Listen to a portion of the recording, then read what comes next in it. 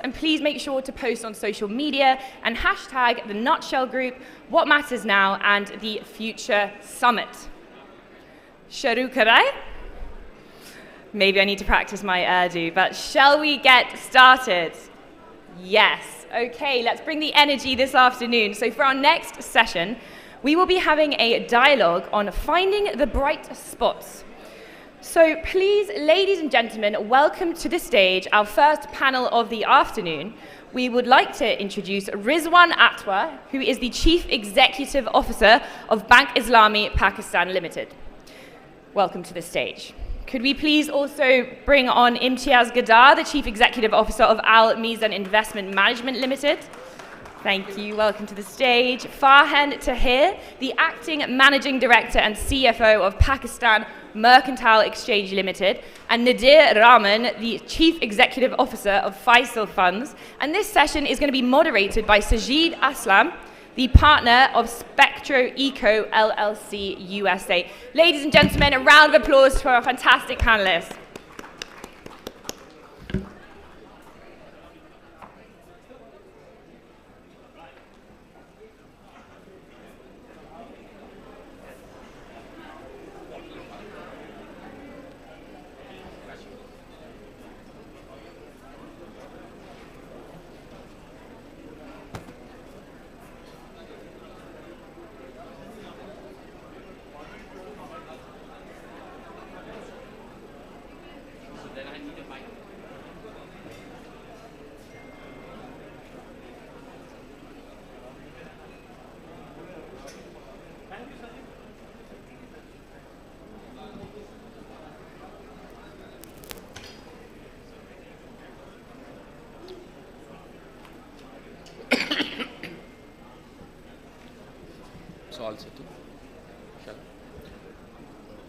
Assalamu alaikum and very good morning, good afternoon rather.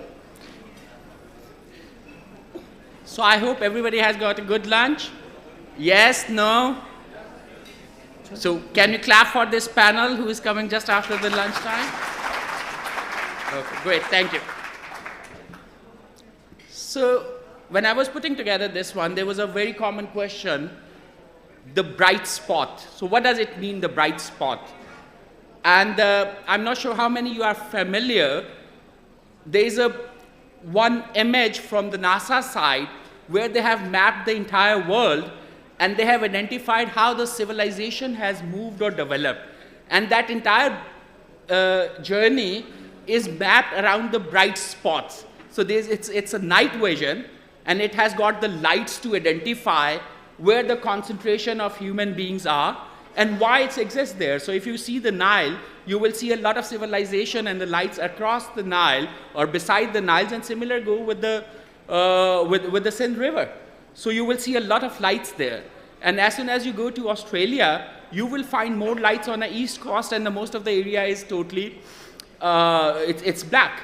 And if you go in China, and that's the most interesting one, China had a more bright spot 5 years back compared to now, because of the urbanization. So a lot of rural population where there were lights, we don't see that anymore because people have moved towards the urban side.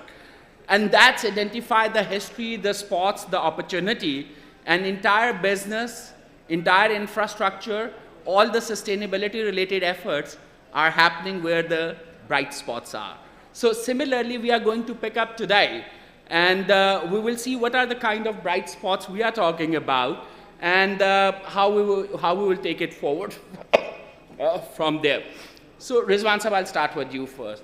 So you are working on a Bank Islami side, and now the first question, is it a regulatory drive or it's a demand from the customer that the more and more banks are moving towards the Islamic banking? And what Bank Islami is doing differently as compared to other Islamic bank, including the new digital bank? So how you are keeping your bright spot and how you are really capitalizing on that? Thank you so much. I mean, it's by all means not a regulatory driven. If we talk about mid-80s, it used to be regulatory driven because there was a law in 1985 and the banks has been asked to do PLS banking. But now it's purely business driven, which is a push is coming from the public. The latest State Bank data says that about 80-85% of the consumer loan is on Sharia compliant basis, alhamdulillah. So it's definitely a demand base, and the regulator is there to facilitate, and Islamic banking evolved a lot. There used to be no regulation, no department in State Bank, but there's a very strong Sharia governance framework. Now the Sharia scholars are not trained, they also know the banking, and the bankers like us, we also started understanding the Sharia side.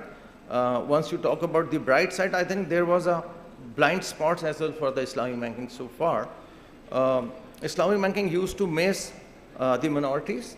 We have recently launched and made our mission to save humanity from riba. So blind spots for the banking or Islamic banking was leaving the minorities, multinational companies. Since all financial institutions will be Islamic in few years' time, I think the bright spot for all the banks, not for Islamic Bank, is to cater the needs of, or entire banking needs of the industry. Is multinational companies, local corporates, commercial, middle markets, lower middle markets, and obviously the consumer market. And Bank Islami and all my peer banks, with all Islamic banking windows and Islamic banks, they are working very hard to make it happen. And we are very lucky. Some of the panel members in the past today said that it's said that only few percentage, on 22% is working on Sharia compliant basis. It is growing very fast. We started just 20 years back. Conventional banking has a history of 200, 300 years. So we are evolving very fast. A few years back, we had very few products to cater the needs of multinational companies, corporates, and international transaction. Now, I think the ecosystem is evolving very quickly. Asset management companies, financial institution, insurance companies, couple companies, the entire ecosystem is very, very focused.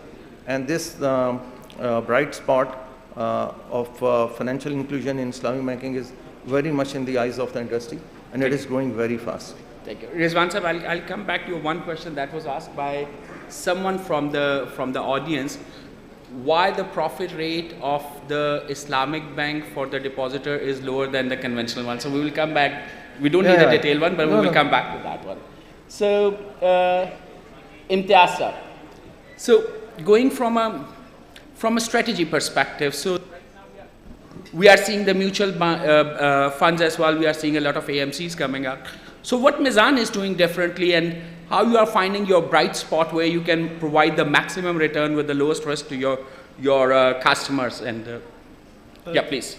So thank you, Sajid. I think what we are doing in terms of identifying the bright spots in investment is just doing the basics right. Obviously, when it comes to Mizan, obviously one of the key factors will always remain Sharia compliant. So obviously, whether it's bright or not, the first checkbox has to be Sharia compliant, which is where we start evaluating it.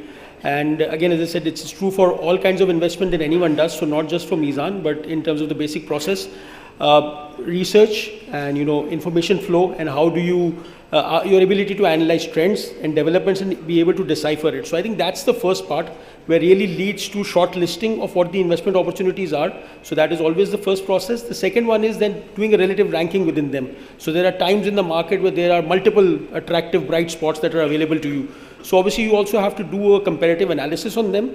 And then I think for Mizan it's also important because we cater to a wide range of people. So the question also is that, okay, what fits which portfolio's risk profile? And that also becomes very important, that it's not necessary that a bright spot for investor A is necessarily a bright spot for investor B. So then you also have to bring in the risk profile of that investor into that situation. So that would be part one of identifying the bright spots. But I think one of the other factors that people do not have a lot of focus on, and we also kind of emphasize to our unit holders and also follow it very rigorously internally, is that once you've established a bright spot, you need to keep evaluating whether it remains a bright spot or not, because all of these investments are kind of dynamic. So I think what really underpins our strategy and our goal to maximize returns is also keeping a very active stance and active evaluation of the market. so that you're not only shortlisting those opportunities, investing in them, but also knowing when is the right time to exit them. Because, that's also a bright spot. As far as investment is concerned, knowing when to exit, and some people would argue that's actually a brighter spot, to know when the ride is done and you need to switch over. So I think that's the basic process we follow in Mizan, and that's what we also tell our unit holders. We kind of educate them as well, that when you're evaluating us, also look at us from the same lens, that what are the returns we are offering, and when is the time to switch from one fund to the other, or maybe change your risk appetite according to the macro factors. So again, Mizan follows the same thing, advocates the same thing, and it's kind of built into the company ethos. So if I ask you for Imtiaz, in the last 4-5 years, let's pick up that one. What are the innovative products came out from the investment banking side, which has really created a different kind of funding mechanism there? So I mean, again, investment banking, again, not my domain to talk on that, but if I was to talk about the investment management side, then yes, you've seen that a number of innovative kind of funds have come up. Especially we take a lot of pride in being one of the AMCs that launched a commodity fund.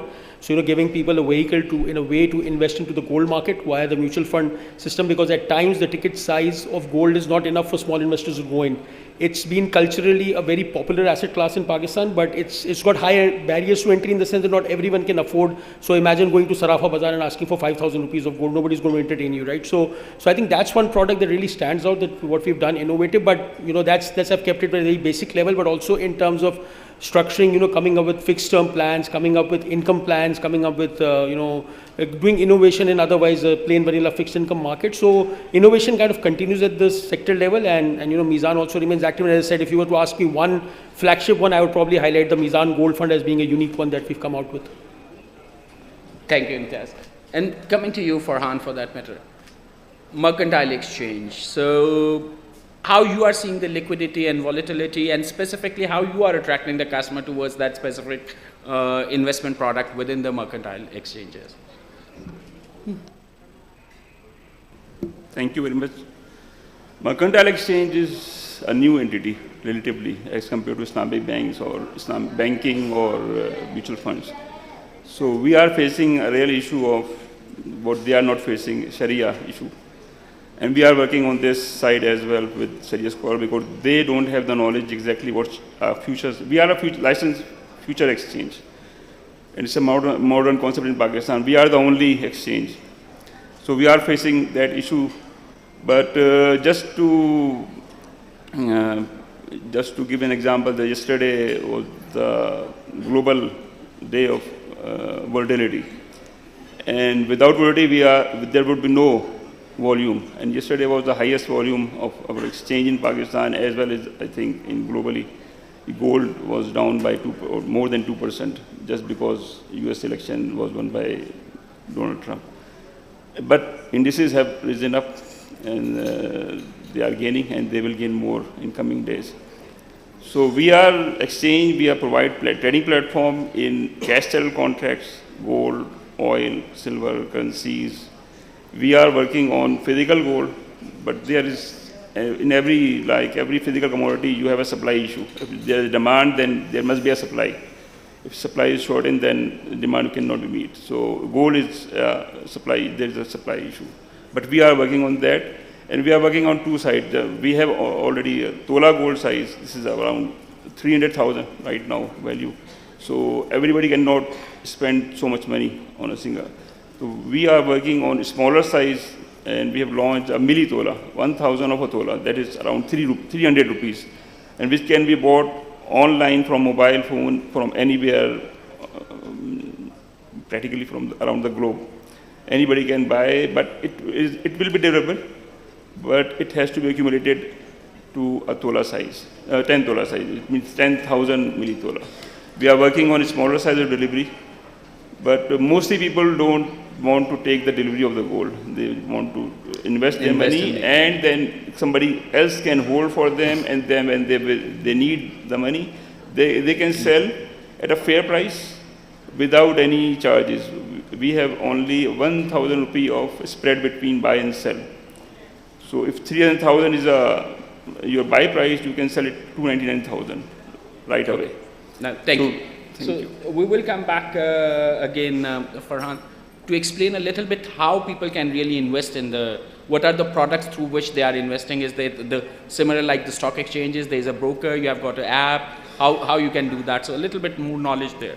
So Nadir, coming to your side on Faysal Fund. So what is the different thing Faysal is doing as compared to the rest of the market? Why people should come to the Faysal versus any other fund or investment management organization?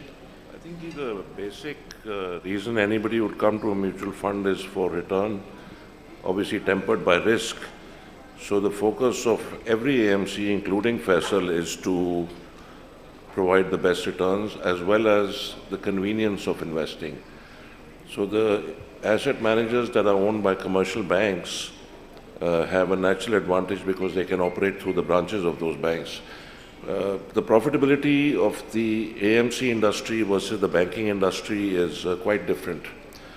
So we can't open offices all over Pakistan, whereas the banks can. So there is that natural advantage. Why come to Faysal? I'll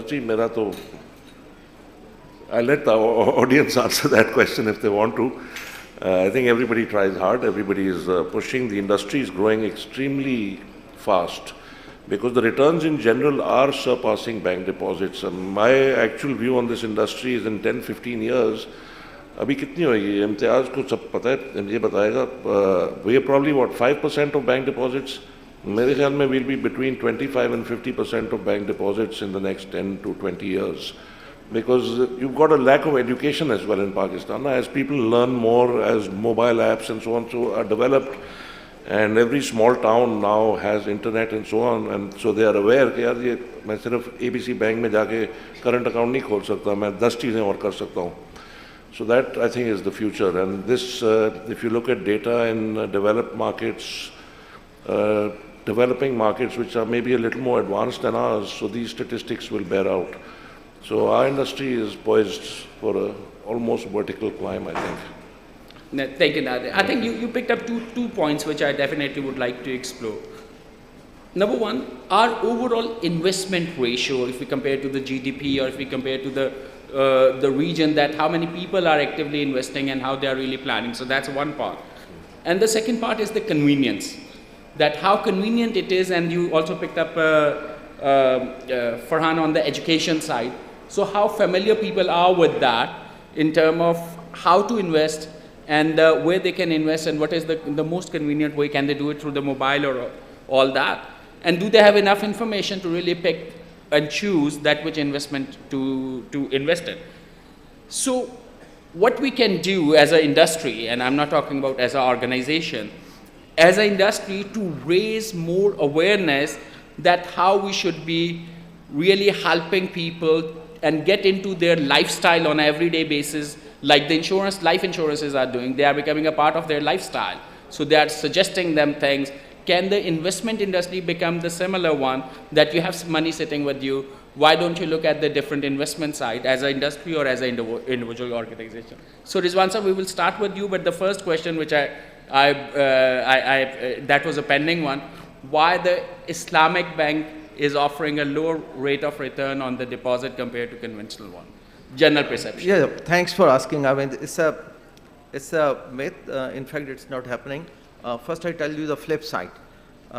As far as our lending is concerned, our borrowing customer, they get financing need on a much cheaper rate or a very competitive rate as compared to the banking industry, which is conventional, and still have about 78% of the market. So Islamic banks are very, very competitive as far as services are concerned. On the side of the deposit, we pay, the depositor are, even the small depositors are very smart. Asset management companies, they are offering them good rate. The other customer, which are really the large customer, they have a comparison, how to invest in dollar, what are the rates, what Fed is doing. So this market is very much mature as far as the profit rates are concerned. Relatively, the cost of doing business for Islamic banks are a little bit higher than the conventionals because we go for the Sharia compliance, additional requirement in our credit administration and multiple other costs. But quite frankly, those costs are absorbed by the bank, Islamic banks, and we don't really pass on to the customer. So the profit rates are very, very competitive. I keep watching the rates, monthly profit rate, even in a going scenario where the profit rates are going. Most of the Islamic banks are offering very competitive rates. So it's a myth. Yes, used to be an issue few years back, but now for the last, I showed you for the 7 years, most of the Islamic banks are paying very, very competitive rates. No, they didn't say that they will move their deposits and all that. They just want to ask the market is logic going, in behind fact. that, right? Market is going. Yeah, please, on the awareness and how we can mobilize more funds towards the investment side. So what we can do to have a better deposit, all the investment side. No, you start with the banking and then we will go to the asset management. Quite frankly, at this stage, we have no issue because by default and the mindset of the customers and the public, because 95% population is already Muslim and they know, and the scholars, the regulator and the government have done already a lot. We have a reasonable deposit inflowing in the banks. And average increase in Islamic banking is more than the conventional bank. You analyze the data of 3 to 4 years. Islamic bank they've outperformed in the industry, mashallah. And this is coming from the public, in fact. And obviously, Islamic banks are also investing resources, time to educate the people. It's just a process, make it halal. So the prohibition of riba is very strict. The most strict orders in the Quran is against the riba. So people already know. It used to be a very simple argument that kaan idhar se pakad lo, udhar se pakad lo. But I think that is very old argument. I used to hear 20 years back. Market has matured, mashallah. I used to be on the board of Al-Mizan Investment. It used to be around 10-15 billion rupees. Now it's about 1 trillion rupees, I suppose. 600 billion. 600 billion. So it's a huge. So a flow of deposits toward Islamic banking is not really a problem. The asset booking is also not a problem. However, there are few things that Islamic banking is not unable to do, and the industry also, is the long-term exposure or the equity stake in the businesses. So it's not only the responsibility of the Islamic bank, but it's the responsibility of the industries to take exposure of 10, 20, 30 years and invest in the project which are development, bridges, hotels, and infrastructure. So there everybody is lacking, and so with Islamic banks. No, very, very true. So Imtiaz, what we can do better to mobilize the investments and the savings? So I think awareness is number one. I think we need a cultural shift of sorts. बहुत ज़्यादा अल्लाह तवक्कल वाला हमारा culture है, rather than a financial planning one. So as some people say that what we need to inculcate is that whatever your monthly income is, first pay yourself, pay your future, and then go ahead to expenses. What we do is we start with spending, and then if something is left over, that comes in. Obviously, inflation becomes a big challenge, but that's where discipline is required, and you'll have to inculcate it. It has to be a behavioral change where people realize the importance of saving. I think that's going to be the first thing, that when savings come in.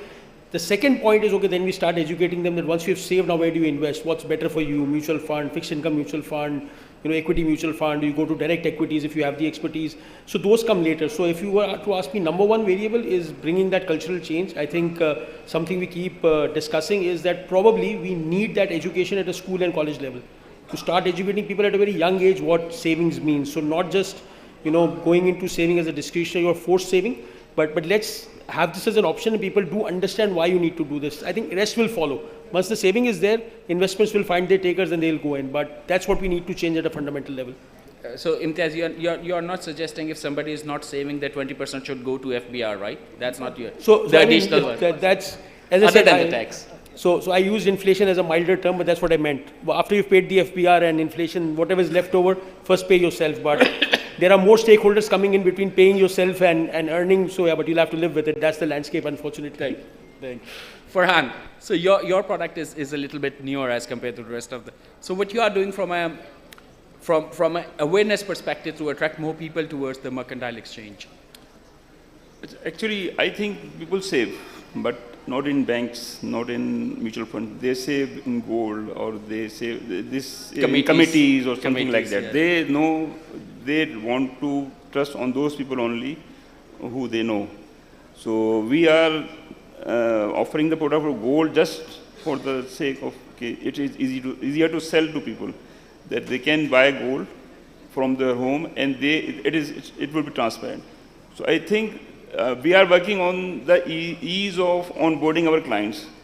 So right now, I think we have worked on opening of a new account with a smaller 200,000, not more than 200,000, within 5 minutes. And he can buy the gold right now. We have a 22 hours market, 5 days a week, open on Eid, Bakr Eid, and Muharram, whenever the gold is available in the market.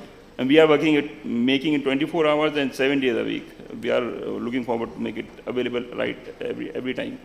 So we are making it more accessible for people to trade and open account and trade and earn a smaller amount.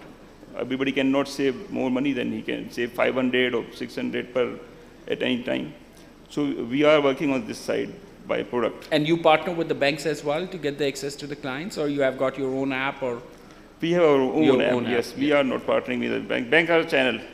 Bank are looking Your for channel, we are partnering bank for making this product available through Yeah. banks, mutual fund, For the and channel side, okay. for any entity who is interacting with the customers.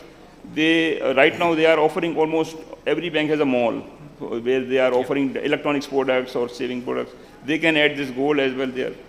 So we are working on this side, onboarding to make easy, and then offers that product which is easier to trade and hold for a long time. Right, thank you. So Nadev, what is the bright spot to really create that awareness and attract more money towards the investment and create the habit of savings? And FBR is not the answer. FBR को तो अभी छोड़ दें sir. The answer really is penetration and education. अब जैसे इम्तियाज़ ने mention किया, I used to work at the stock exchange before I started here. And in the national curriculum जो government schools में पढ़ाया जाता है, we inserted a section on PSX so that even young children at least understand कि ये होती है एक चीज़ और कैसे होती है और क्या करना होता है. And I think that is the step one. उसके बगैर it will remain a hit and miss situation. And as long as you have mobile apps, and you see the penetration I think हो गई है. A lot of people now know that there is a mutual fund industry, there is a stock exchange, there is a blah blah blah. लेकिन अभी तक जो, again I'll refer to Imtiaz, he's my bright spot. So he said कि देखें assessment tools तो हैं. अब क्या होता है, ओ जी मेरे नेबर ने नई होंडा गाड़ी खरीद ली. कैसे खरीदी? आंसर जी स्टॉक मार्केट से. अब आपको पता नहीं है कि कौन सी अच्छी कंपनी है, ख़राब कंपनी है. आप बस धड़ाधड़ जो भी पैसे हैं लगा देते हो, वो फिर ज़ीरो जब होता है तो आप रोते हो कि यार ये क्या हुआ. तो the assessment tools need to be little more accessible and available. Most websites of financial firms have the basics. लेकिन इसमें वही है कि अगर हम जैसे हमने अपना बिजनेस बढ़ाना है, we need to go out there and you know the stock exchange does a very good job. They go to schools, universities, create awareness, but that's on the equity side. The much larger market, of course, is the fixed income side. So that generally is a much lower risk category. So that उसमें आप इतनी awareness भी ना create करें, लोगों को समझ आ जाती है जल्दी कि मैं 100 रुपए लगाऊंगा, एक साल बाद 110 रुपए हो जाएंगे. That's pretty basic. तो यही है जी, education and I think digital penetration. I mean, you cannot reach 250 million people physically. So it has to be through the internet. I mean, it has to. Thank you, Dad. So we have a question. We have time for 2 questions. So, and we will have those 2 questions and then we will go with the answer here. Anyone, if you can raise your hand. Yeah, guys there, if you can provide a mic there. And one more. Assalamu alaikum. This is Shahroz Ahmed, business consultant, Framework. So, मेरा general सवाल basically asset management company के हवाले से ही है. जैसा कि अभी जो फैसल बैंक के रिप्रेजेंटेटिव्स हैं उन्होंने कहा कि विदाउट एनी असेसमेंट जो है वो जहाँ चाहे वो इम्तियाज़ साहब पैसा लगा देते हैं. तो मैं टू बी वेरी ऑनेस्ट इस बात से मतलब मैं यहाँ पे कंफ्यूज हो गया हूँ, क्योंकि मेरा ऐसा मानना नहीं है. क्योंकि because we have a strong team of CFAs and that working very hard in order to where to invest and where to find the best return for our customers. Because अगर हम देखें तो असेसमेंट के बिना तो कुछ सवाल क्या है? जी मैं सवाल पे आ रहा हूँ थोड़ा सा ताकि वो उसको रेफर करने के लिए. मेरा सवाल ये है कि अगर इसी तरह से हो तो क्या मैं ये पूछ सकता हूँ कि क्या हम स्पेकुलेशन के ऊपर काम कर रहे हैं? Are we working on the basis of speculation? I mean don't have, क्या इसमें कोई हकीकत भी है कि हम बगैर किसी असेसमेंट के और बगैर किसी रिसर्च के हम इन्वेस्ट कर देते हैं. Okay. तो there is a concept of speculation in bank. Okay, so your question is first that is it true what Nadir Saab said? It's not what you are referring to. I'll come back to that. Okay, Speculation is a one question Yeah, which we'll pick. yeah. Thank you so much. Any other question? So if we can bring the mic here, or if anybody else is. I have the mic. Okay. Achha, my question is that you mentioned that there has been considerable growth in assets under management, specifically the mutual funds. But I think this was not the case with equity mutual funds and fixed income mutual funds. The growth is more towards money market mutual funds. Why is it that we were unable to keep that pace within the long-term assets like fixed income funds and equity mutual funds? Secondly, when I see and compare Pakistan's market with other markets, the investment in pensions is pretty low. As a percentage of GDP, I think India is around 9%. Pakistan is less than 0.1%. In many of the countries, this is around 100% of GDP, or even more than 100%. So why is it that we are unable to, why the VPS is unable to gain traction among the youth, since we are a youthful country? Thank you. So 2 questions, and we have got less than 2 minutes, so we have to be very, very quick. So who's going to pick the speculation one? Whether we get into the speculative income one? Sahab should take the first one, I guess, because. नहीं speculation पे तो basically तो मैं बताया हूँ आपको. जी. बाकी लोग But उसमें I think it's important to clarify what Nadir Saab was saying. No, Nadir Saab never said that Imtiaz is doing without assessment, so that wasn't the case. So the वो his नाराज हो point जाएंगे was- आप ऐसा सवाल पूछें. Anyway, I'll take the speculation one quickly. You've got a minute left. देखिए, speculation is considered a bad word. It's actually not a bad word. Today you'll assess a company, any company. I mean, I'll just throw a name out. OGDC, Pakistan's largest company. You'll study it. आप उसको देखेंगे financials, future growth, exploration कितनी है, क्या कौन से blocks हैं, तेल निकल रहा है, गैस निकल रही है, क्या हो रहा है, rates कहाँ जा रहे हैं, और आप उसमें invest करेंगे. But you are not certain of a return. Macroeconomics can change. OGDC किसी, again, I don't want to be quoted out of context, but again, कोई accident हो जाता है factory में, बहुत चीज़ें हो सकती हैं. तो you are taking a best guess after doing an educated assessment of making an investment. But it can go in any direction. Banks भी loan देते हैं, बड़ी assessment करते हैं, company bankrupt हो जाती है. I mean, it happens. So speculation is considered a bad word. In most developed markets, they actually thrive on this word. And they say, yeah, you are speculating because you are taking a bet based on assessment. So आपने bet he Lee at the end of the day that this investment will perform as I think it will perform, but it may not. So every decision has got an element. It has to be. Yeah, it has to be. Then otherwise it wouldn't be called decision. उसके ऐसी So है. less than 30 seconds around long-term investments versus the fixed income or a money market one. So I think it's very natural. You'll just have to look at how the both asset classes have done. Interest rates went up to 22% in this time, and the equity market was flat literally for a period of 5 years at the 45,000 level. So obviously money flows to where more excitement is.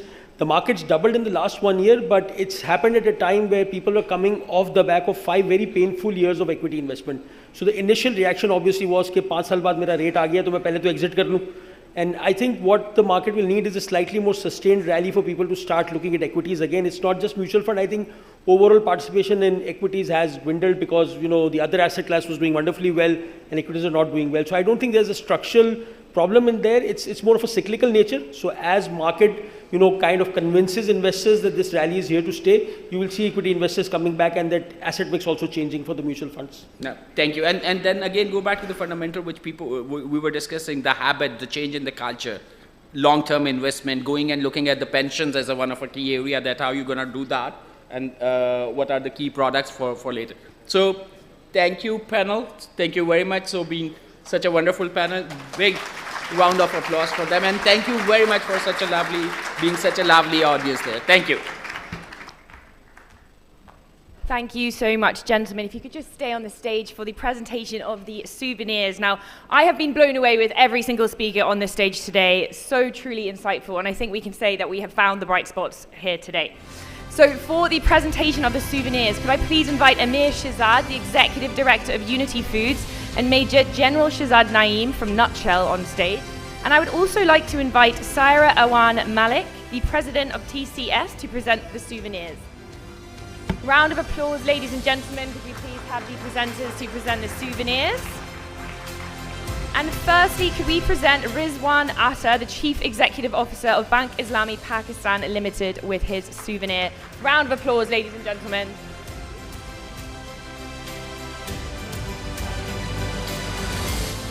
Could we please invite Saira Awan Malik to the stage to present the souvenirs? Saira, could you please come to the stage to present the souvenirs?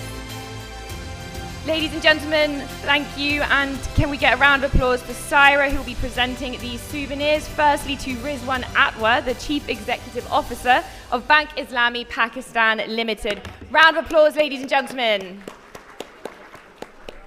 Thank you, and next up will be Imtiaz Gadar, the Chief Executive Officer of Al Mazin Investment Management Limited. Rizwan Atwa, Chief Executive Officer of Bank Islamic Pakistan Limited. Thank you, ladies and gentlemen. A round of applause. And next today, could we please present the souvenir to Imtiaz Gadar, the Chief Executive Officer of Al Mazin Investment Management Limited. Round of applause, please, ladies and gentlemen.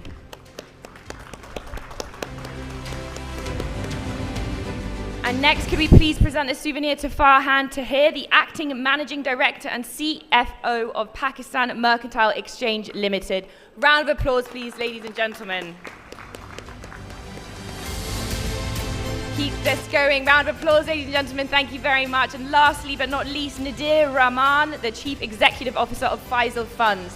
Round of applause. Thank you, ladies and gentlemen.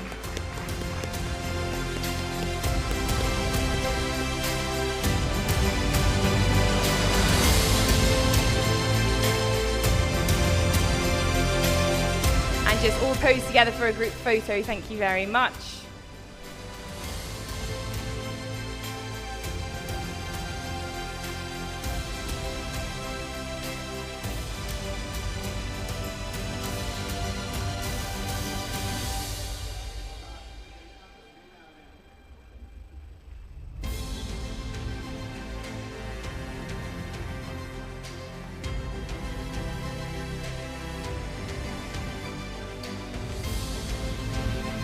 Okay, thank you, ladies and gentlemen. Sarah, would you stay on the stage, please? Sarah, please stay on the stage because you will be on next. I'm going to be introducing our panel now, and can you believe it? We made it to the 10th session of this event, which is absolutely crazy. So next up today, we are going to be hosting a panel on rethinking talent, diversity, and the workplace. And of course, again, we have another packed panel of powerful, important speakers. So could we please welcome to the stage Saira Awan Malik, the president of TCS Private Limited. Please, warm round of applause for Saira. And joining her is Dr. Rehan Al-Taji, founding partner of Saudi X, KSA, and founder and CEO, PXDX UAE. Round of applause, please, Dr. Rehan. Then we have Kwanish Taishbekov, advisor to the chairman of the executive board, Kazakh National Research Technical University, and head of external affairs, National Geographic Kazakhstan. Round of applause, please. And joining them, we have Mujib Zahar, managing director of S&P Global Pakistan. Round of applause. And Farhan Akram, the chief financial officer of Dorlans. And could we please get Mujib Zahar, the Managing Director, S&P Global Pakistan. Mujib, are you in the room? Please join us on stage. We would love to hear from you on our panel. And obviously, the beautiful Rabia Ahmad, Director and CEO of Nutshell Group. Huge round of applause, ladies and gentlemen.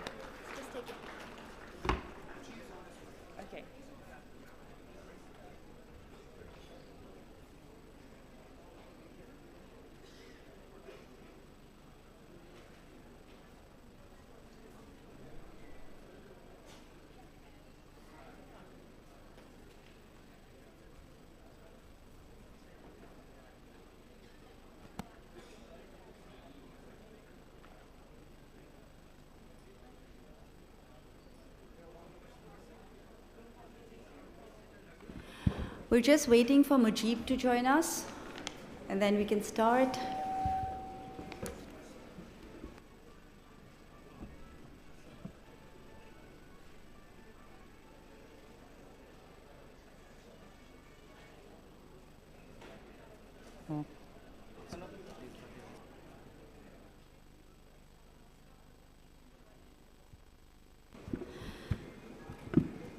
Okay, so hello, assalamu alaikum, good afternoon. I hope everybody is recharged after a good lunch, and we hope that we can keep you awake and at the edge of your seats during this very exciting session. We have a stellar lineup. Two of our friends are from overseas, so we're going to get some international perspective. The moderator has already introduced our panelists. So we're going to be talking about some issues which are considered to be very burning issues. But you know, I'm wondering why by this stage, by this time, things like equal opportunity, talent development which is inclusive, workplaces which provide conducive environments, why are these not considered as basic human rights, and why are we still talking about them as issues that need to be addressed, issues that need to be resolved? I'm hoping that in the next 10 years, we will not be talking about why we need to promote inclusivity, why we need to have talent development for our employees. So with this opening note, with this hope, I'm going to dive right into the session. We have limited time. Mujib, please join us on the stage. We've been waiting for you. Ladies and gentlemen, let's give him a round of applause, which he couldn't hear because he wasn't here. Welcome, Mujib.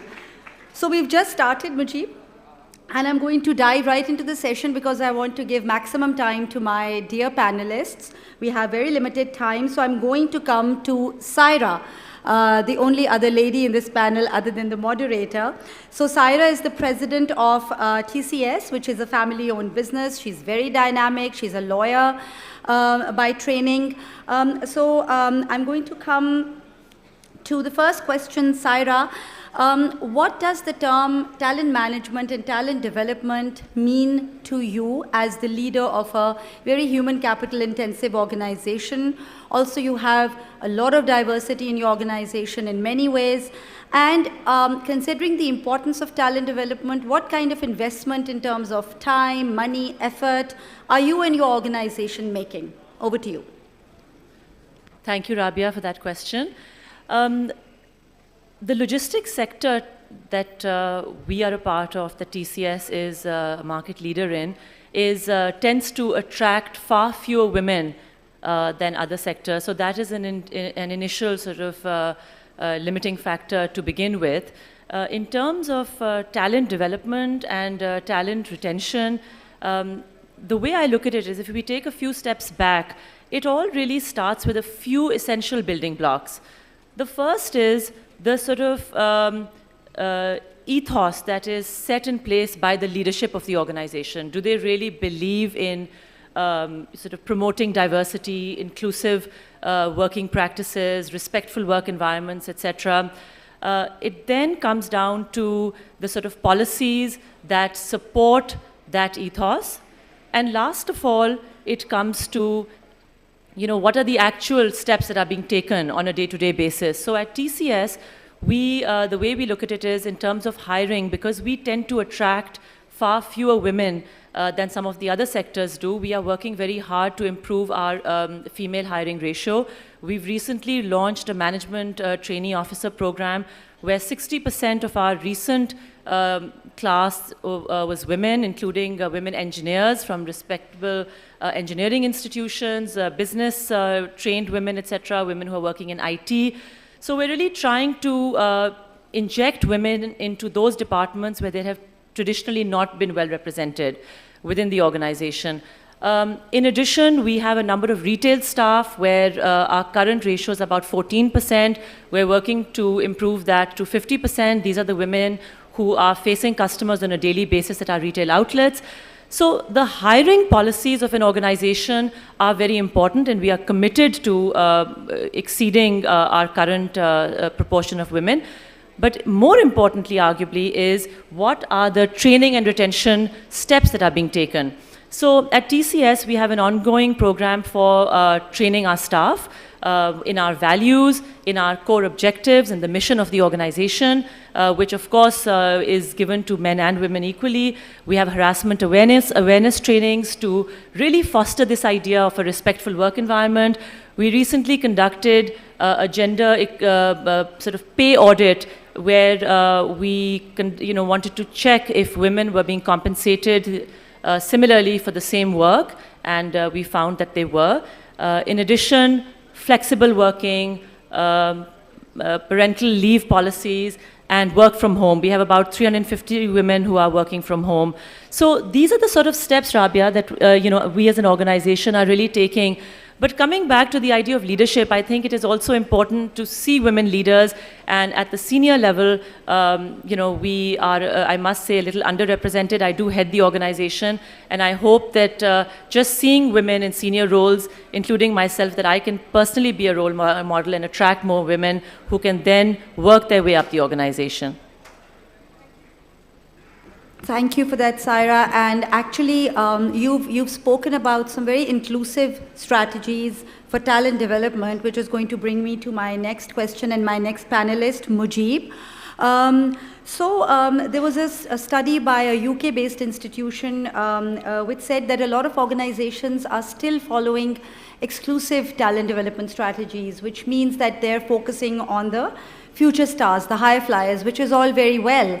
But the McKinsey Consulting Group, whereas they did promote an exclusive approach earlier, they're now moving to advocating a very inclusive approach where you're not only focusing on the stars, but you are also focusing on the B players. So it's like a more widespread talent development program. Some are advocating a hybrid approach. So Mujib, tell me, what is your policy and your strategy, because I know your organization to be placing a lot of emphasis on talent development, and I'm going to be asking certain other questions about your relationship with the academia later, but what is your view on exclusive versus inclusive? Sure, thank you, Rabia, and apologies for the delay. Obviously, this had to be the one session that starts before time in the entire conference, and I was late for that. Planning for the delay, but it started before time. I think to your question, so S&P Global is a leading provider of data analytics and research around the world. We are a purpose-led organization. Our purpose is to accelerate progress in the world. So our approach to people development is extremely inclusive. We feel that each and every team member of our 40,000 plus global employees is contributing in his or her unique fashion. When we talk about diversity, equity, and inclusion, it was mentioned earlier in this conversation as well as other conversations, a key, often it's attributed to gender or ability, etc. But a core tenet of that really is that each individual is different, and you build that individual's capabilities based on their own strengths so that they can contribute to the organization. So within that principle, at S&P Global, we follow a access to all learning development program. It's done through a platform that is accessible to all our colleagues globally. We have about 1,800 of them in Pakistan. They access them through their phones, through their tablets. They can enroll on learning paths.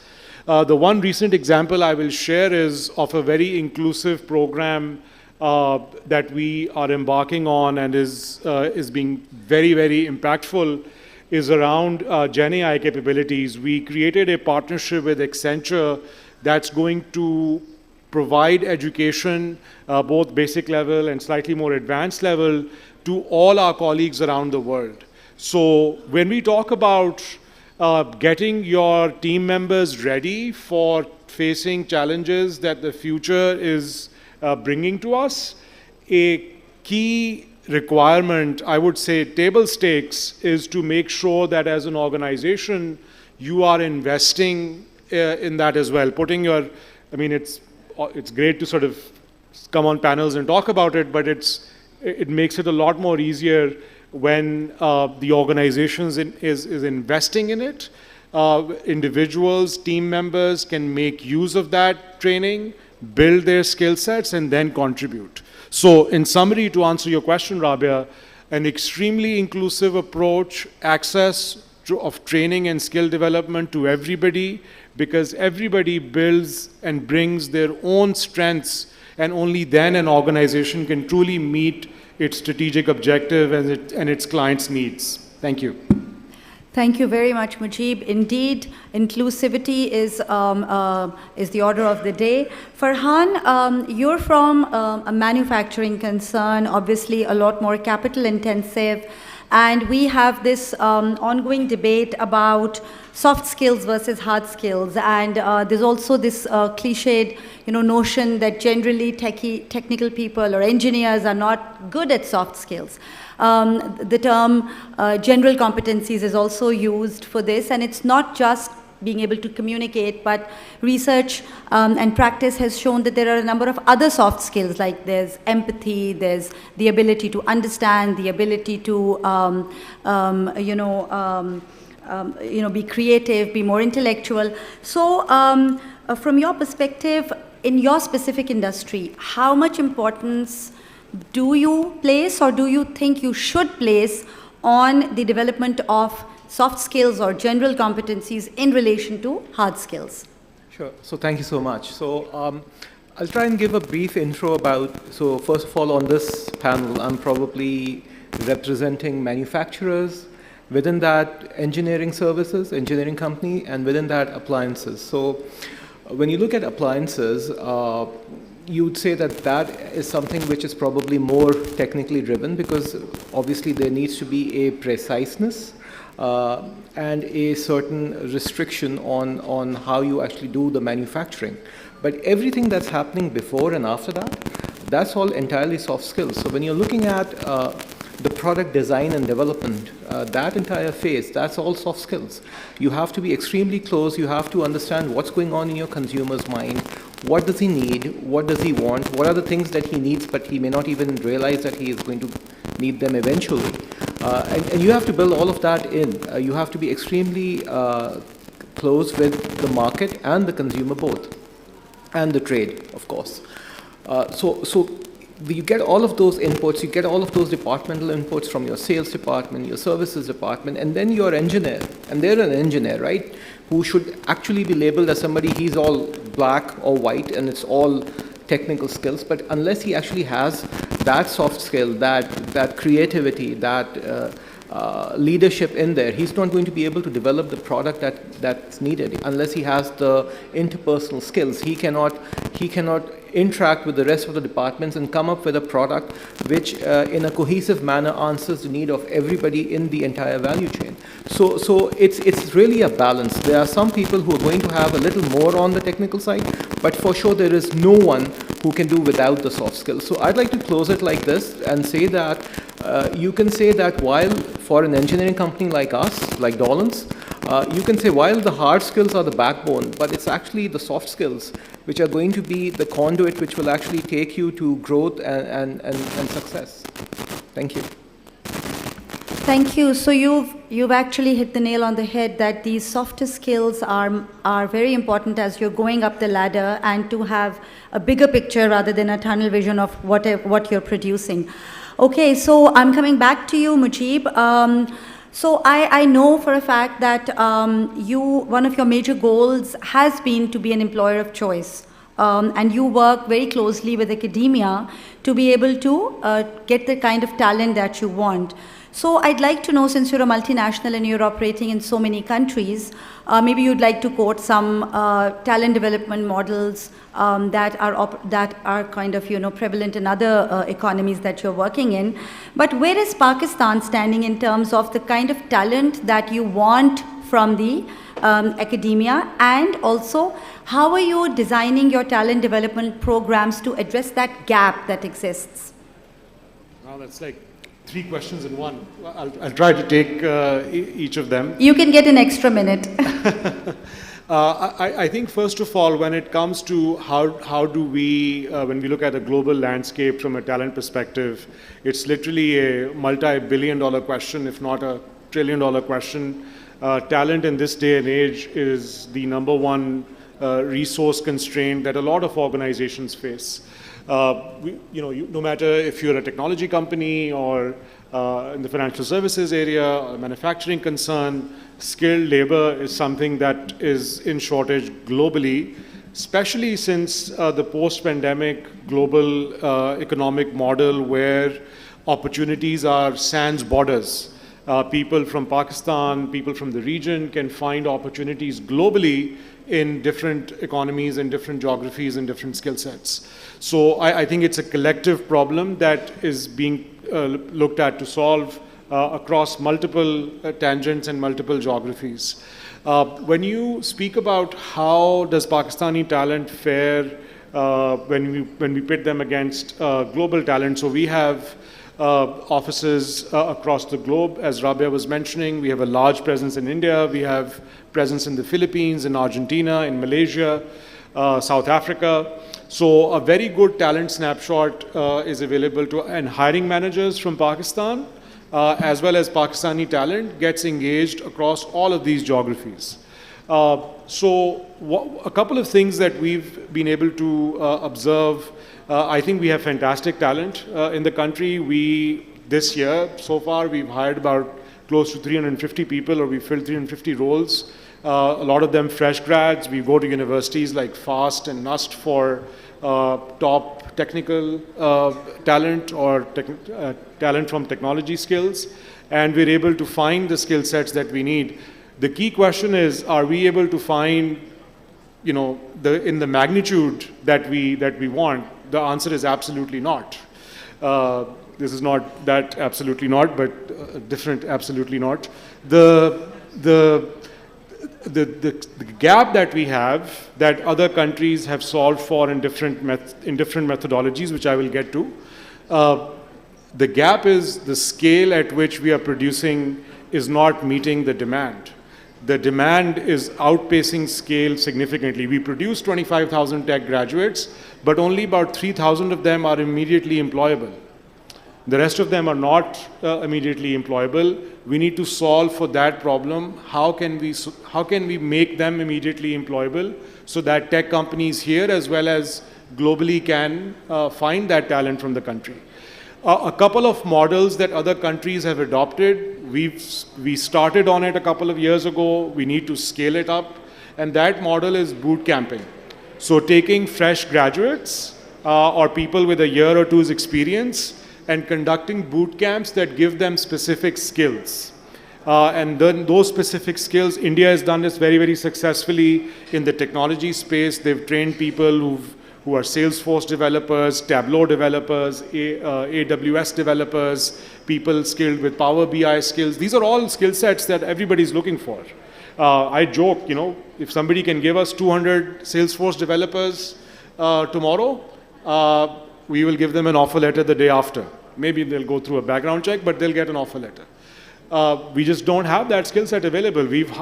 Traditionally, we never hired in Karachi. We've hired in Karachi to tap into that talent as well. So models are available, Rabia, for countries and organizations to follow. We just need to implement them. Internally, to the last part of your question on how we address that need, we have developed, as I mentioned in the response to the first question, a very robust and detailed in-house learning management system that has this concept of career paths. So if I have no technical skills and I've joined in our data analysis area and I want to build my career in technology, I can enroll in a career path that will take me maybe 8 to 12 months, but it will get me to a point where I will be able to qualify for internal positions in technology roles. We do not ask for people to have technology degrees. We want people to have the skill sets. So that skill-based focus on developing talent that we get from a wide variety of backgrounds to meet our own internal needs has been hugely successful for us, and that's how we are fulfilling the niche skill set requirements that we have at S&P Global. Thank you, Rabia. Thank you very much. This issue of the supply not meeting the demand is actually things that we're going to be talking about a little later when we address crowdsourcing and other techniques that, of course, you're also using, Mujib, and others are also using to meet that talent gap, particularly from other economies that you're working in, like you mentioned India, then there's Singapore and others. So this now brings us to one of our international participants, which is Dr. Rehan Al-Taji. He's been one of our regulars, and he's also a very good friend now. So I'd just like to inform our audiences that Dr. Al-Taji has built a career in emerging technologies and innovative ecosystems. So he focuses on AI, blockchain, and cybersecurity, and how these provide solutions for healthcare. So with this intro, Rehan, I'd like to ask you, there's been a lot of talk of reskilling and upskilling. We've recently seen at the WEF's annual meeting of Global Future Councils, which happened in Dubai just recently, they mentioned that by 2027, everybody is going to need training. Everybody is going to need upskilling. Similarly, reskilling in the age of AI is something that, you know, everybody is talking about, and you're, of course, an expert in it. So I'd like you to shed some light on whether upskilling or reskilling, or both, and what kind of new skills will the workforce require in the future? Thank you, Rabia. Thank you, Azfar and Arshel, for inviting me for the 5th time now. Yeah. Well, as AI, and we've been speaking about AI since morning, and I was speaking with my friend here as well, that yes, we need, with this evolution of AI into the industries, into almost every sector, it seems like it is gonna replace a lot of human. And so to tackle that situation, we need to reskill and to upscale as well.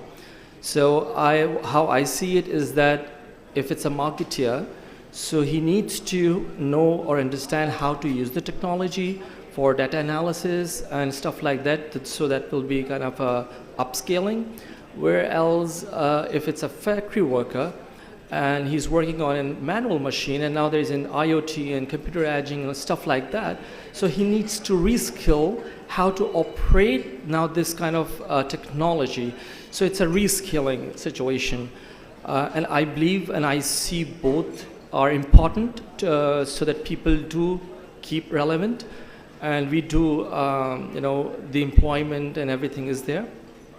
And we, again, as from the leader perspective, we always encourage and we always look forward and try to, you know, tell our clients that, especially from the leader point of view, that how you can, you know, have a mix and a cross kind of an approach where you reskill your employees, relocate them in positions where it's more required, and upskill them as well, and give them the opportunity, actually, you know.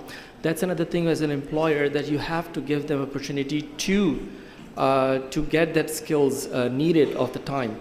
And well, and another thing is that the human-centric or human intelligent element should never be lost, because, I mean, we were discussing an hour back actually with Kunyash that working with too much AI, I feel that there's a moment that will come that, you know, it will be very difficult for people to communicate with people.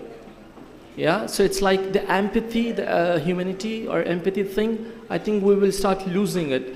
So the team working and soft skills, and so I think we should understand this thing, and we should keep it there. We should work in that area as well, that the human-centric and human touch never be lost. And you know, we should not rely too much on AI. I work in AI, but at the same time, yes, it can be co-piloted, and it can be utilized in a lot of ways where we can make things more efficient and, you know, reduce the human error. Thank you. And coming from an expert in AI, it's very interesting that you're saying that our reliance on AI has to be well thought out. And you know, we've all seen these movies or these scenarios which might seem fictional to us right now, but I think they're going to become more and more real And that is why I was reading up on skills that people are going to need in the age of AI, and all of those skills are not hard skills, they're softer skills. You mentioned empathy, then creativity, then the human touch. I think as we went through COVID, a lot of us lost that human touch. You know, our children, because they were studying from home, I've seen at least my daughter has become antisocial. She doesn't want to be amongst people anymore. Exactly. So very interesting point. Thank you very much. I'm going to come back to Saira. Saira, you again, coming back to diversity and the types of diversity that your organization must be dealing with. There are the more standard types, the ones we've been talking about for a number of years. There's gender, there's physical and mental abilities, then of course there's culture and ethnicity. But then there are other types of diversity that I think are not very sort of appreciated or talked about a lot, which is diversity of thought, diversity of areas of study, diversity because you've worked in another economy or another country, you've lived somewhere else, your expertise and your experience. We also have to understand that in Pakistan, there's certain types of issues that are more pronounced. For example, there's still a bias against, against females, which is something that I suppose all countries are facing, but in a country with cultural nuances like Pakistan, it's a little more pronounced.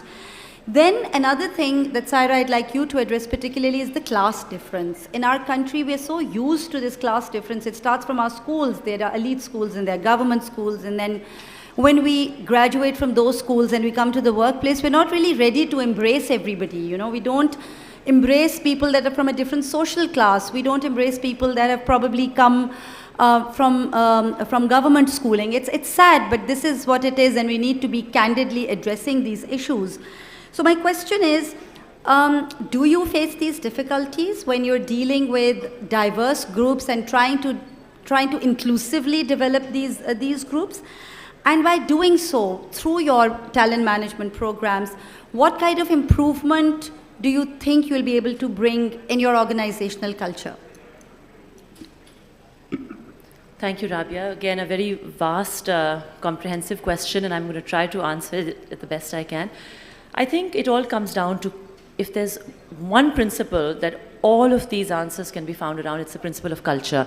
What is the culture of the organization? And does it create space? Does it create space for difference? Does it create space for people of varying competencies, sort of varying abilities, but they have to be united. There's one issue in diversity which I think must be highlighted, and that is, whilst it is very enriching to have people from diverse backgrounds and create these inclusive workspaces, it is very critical for the effective functioning of teams for everybody to be united around a common purpose, and for people within a team, no matter how diverse it is, to actually believe in what is to be done.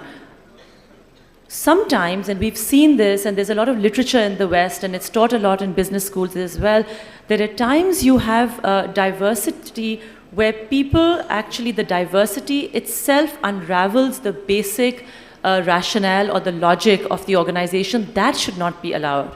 So there should be diversity in terms of the different perspectives, in terms of the different outlooks, experiences, the levels of exposure that people have had, but there has to be unity of purpose and direction.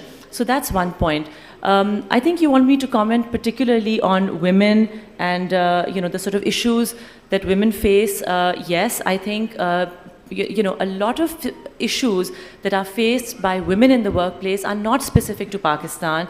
When I was working as a lawyer in the UK, we used to have multiple, forums in which we discussed this issue of, for women, the career, the peak of their career usually happens at the same time as the time which is the sort of childbearing age, and their family responsibilities are also at a peak at that time. So women tend to be very conflicted.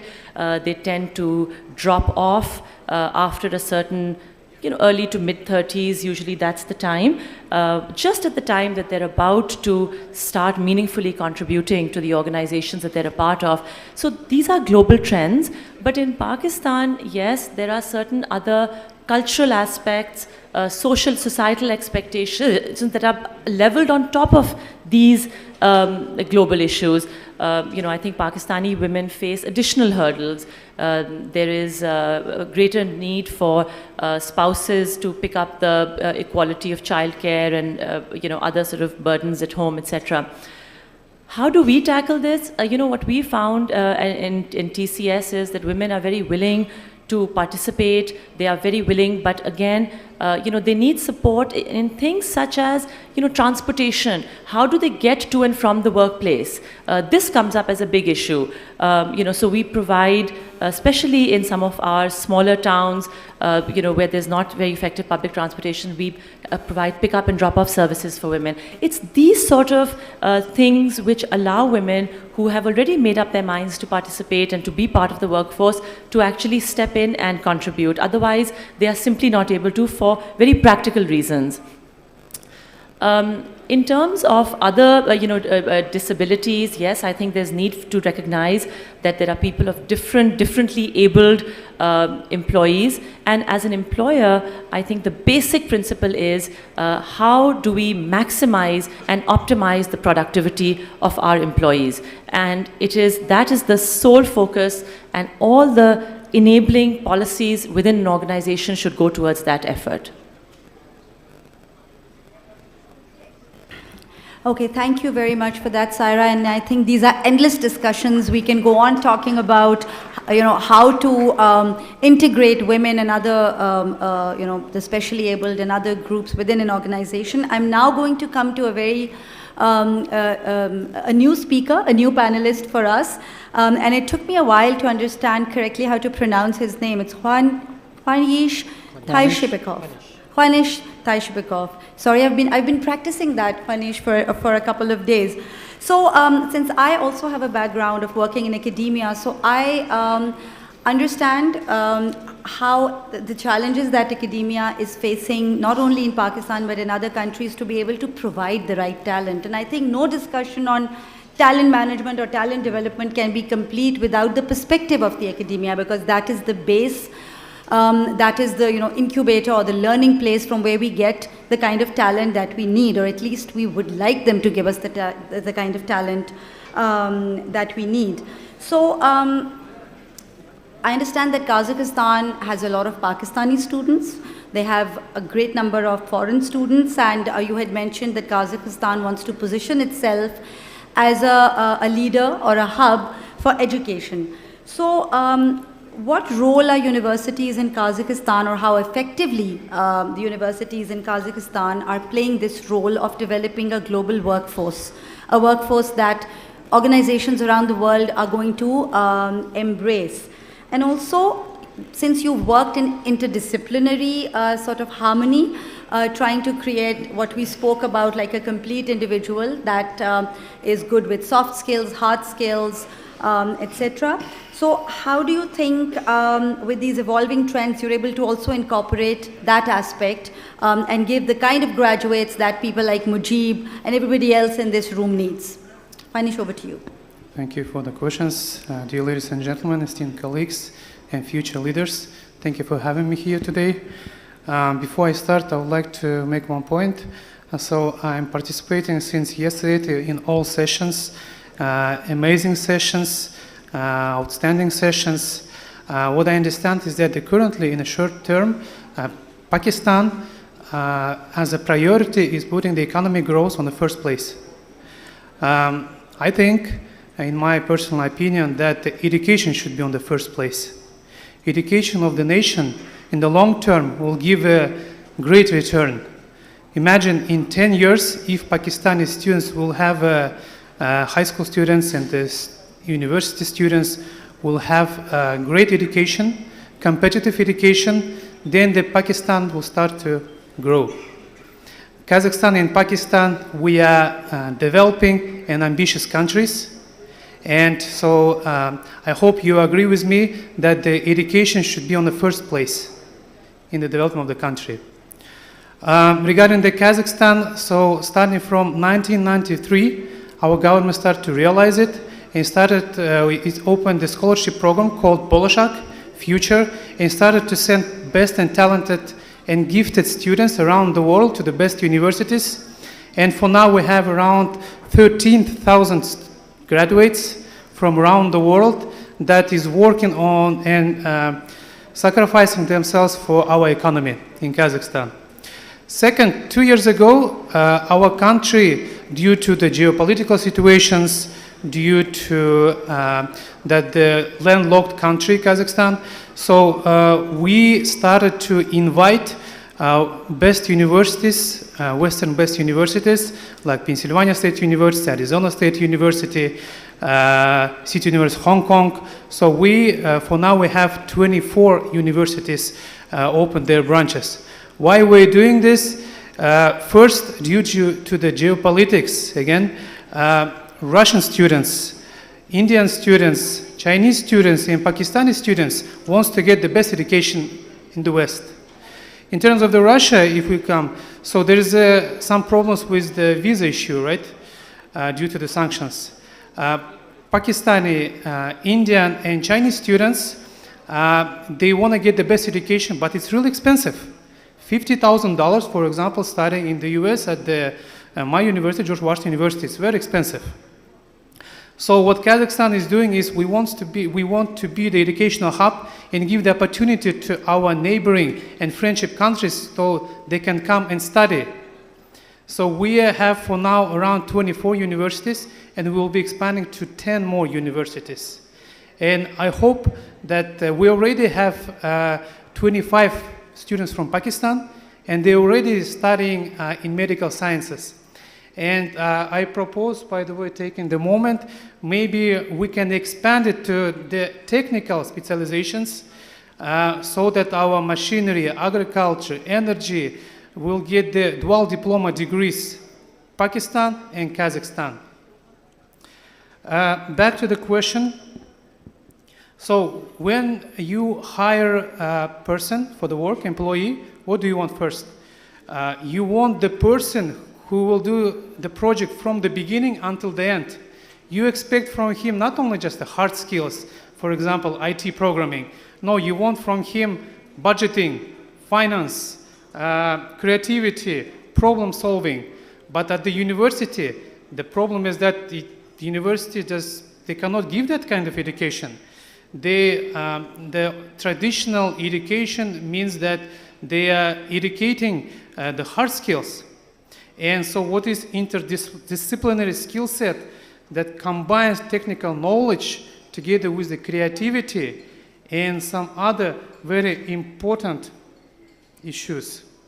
What Kazakhstan is doing on this, so we in technical universities, for example, it's according to the 4 years program or bachelor degree. So 2 years they're studying at the university, and then 2 years they're working at the industry. So two program. So let's say they're getting the theory for the 2 years, and then they'll be working at the factory, for example, in machinery industry.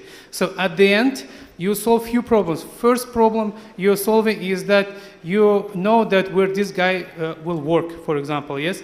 Because usually the company, what they want skilled employer from the beginning. Second, if this alumni will not, graduate will not work there, he already know how to talk to the people, he knows how to work on the environment, so he learns how to be in a team.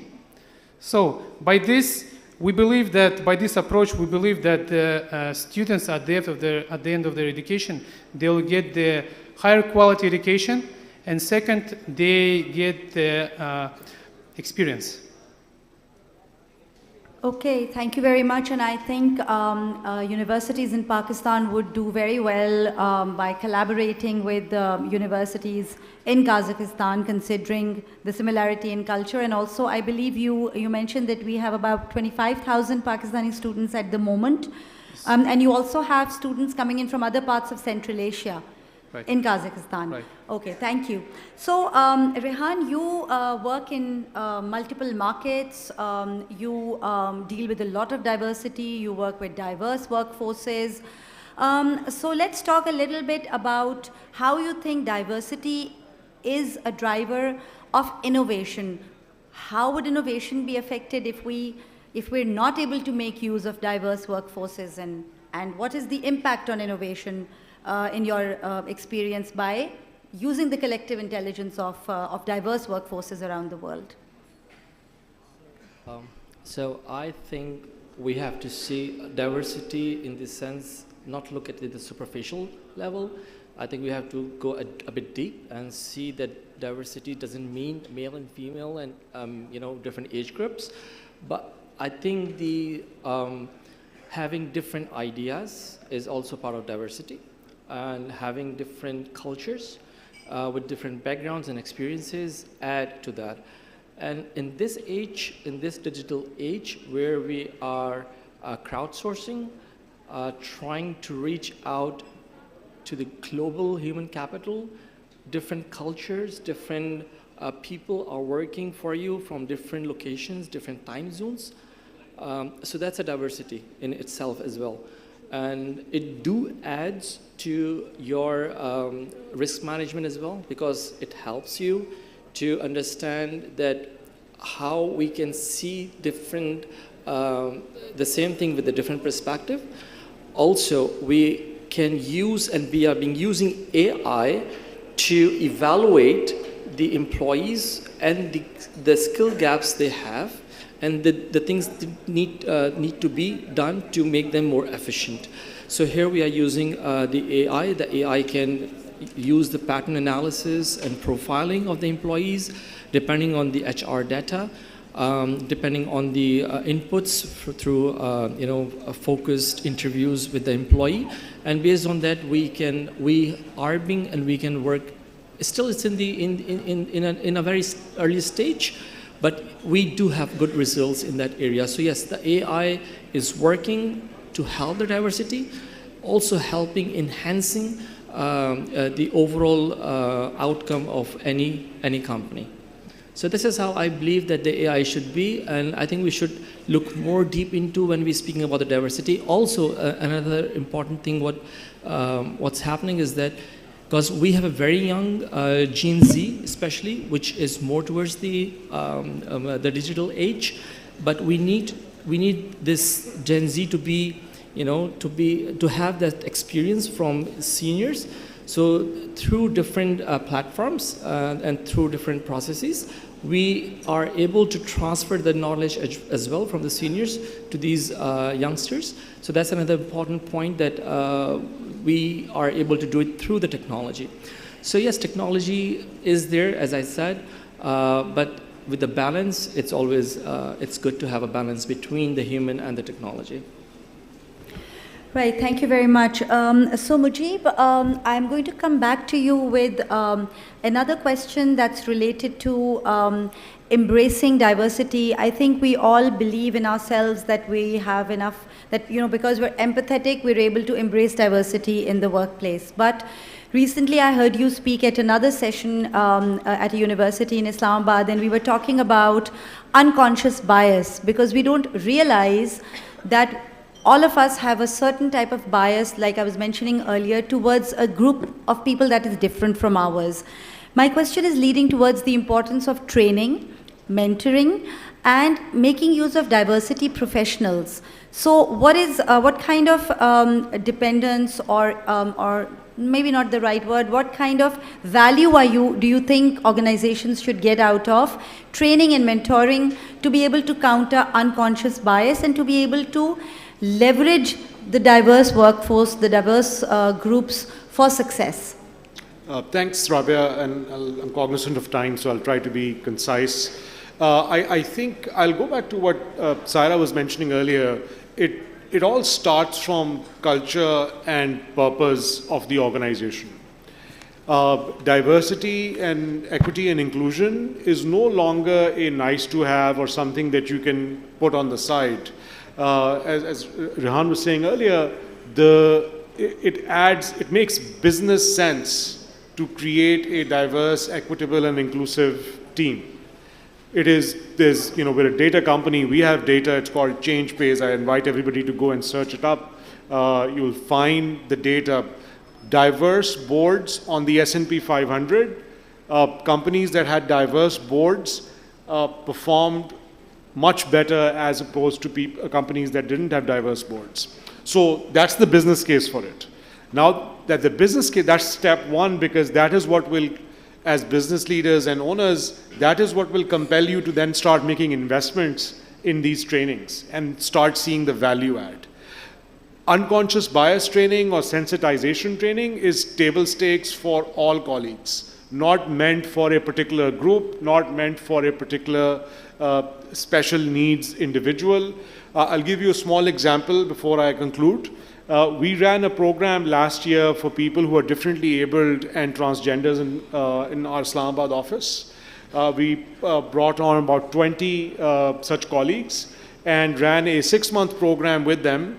It was extremely successful. We were able to convert about 80% of them into full-time employees. They still work with us. Before we embarked on that program, we spent about 8 months providing sensitization and unconscious bias training to all our colleagues so that they can ensure they know how to work with people who are different from them. Not easy, required a lot of effort and resources, but it was the foundation on which any such program can be successful. And globally, unconscious bias training is something that we do across the enterprise. All our colleagues go through it. It is the bedrock on which a global team can function, because by definition, we have people working from colleagues across the world. So if there are biases in their minds, their productivity, their trust levels, everything will go down, which will eventually hurt the company and our goals. So it makes a lot of business sense to invest in this area and spend that time. Thank you, Rabia. Thank you, Mujib. The screen in front of me is already red, and unfortunately, Nutshell Group is not even giving me the benefit of being Nutshell Group. Okay, so I'm going to have to come to the last question, which is for all of you. Very quickly, we are now faced with a new type of workforce that is evolving, that is technology savvy, that is powered by AI, that is very comfortable with remote working, which is something that the more traditional or the slightly larger workforce is, kind of not still very comfortable with. So how do you envision the workplace of the future? You'll just please take 30 seconds each. Rehan. The workplace of the future. The workplace of the future is still we are trying to understand, because there's so many things happening. The technology is changing. I'm sorry, I just would like to end and would emphasize, as I said earlier, that it's good to have AI, it's good to have diversity, but it's very important to have the human connection. It's very important to have soft skills. It's very important to have and give the opportunity for the employees, give them the flexibility so that they can improve and be relevant to the changing industry. So we have to give our employees, either they are online or at location, that we should give that opportunity, create that opportunity for them so that they can enhance, on their career path, they can enhance themselves. So that's important thing, to give them the opportunity. Thank you. Kwanish, the workplace of the future. Since yesterday there are a lot of talks about AI, and I want to divide this question to two. First is the workplace, and the second is academia. In academia, I think it will not be more than 50%. Why? Because it could solve for example, we handle repetitive tasks. And what depends on the creativity and strategic work, for example, the students need to they need to work, they need to dig, they need to do research. Otherwise, I think you have noticed that for now, for example, thinking is more complicated than putting the question in ChatGPT. So it's better to ask ChatGPT. So I predict, no, I'll tell you later. So in a workplace, I think it's very important to use the AI, And so I predict that in the next 50 years, maybe closer. So imagine you're an employer and you're hiring a person. So do you want, when you give him a task, he needs to think about it, right? He needs to sleep with it, he needs to analyze, do some research.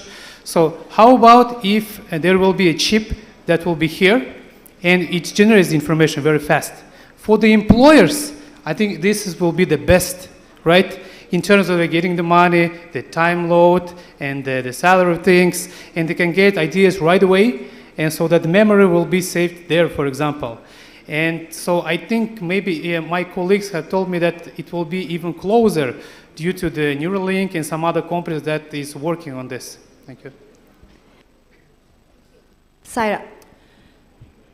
As a service sector organization in the courier and logistics space, our workplace already is the field. Our field force is far larger, greater than our office staff, as it were. But in my mind, the ideal workplace of the future is where we are more actively engaged with our customers. So really, the actual office environment is a place for the incubation of ideas, where very lean teams come together to strategize, to do execution planning, but the real work is actually the outcome, and the output is actually taking place in the field with our customers.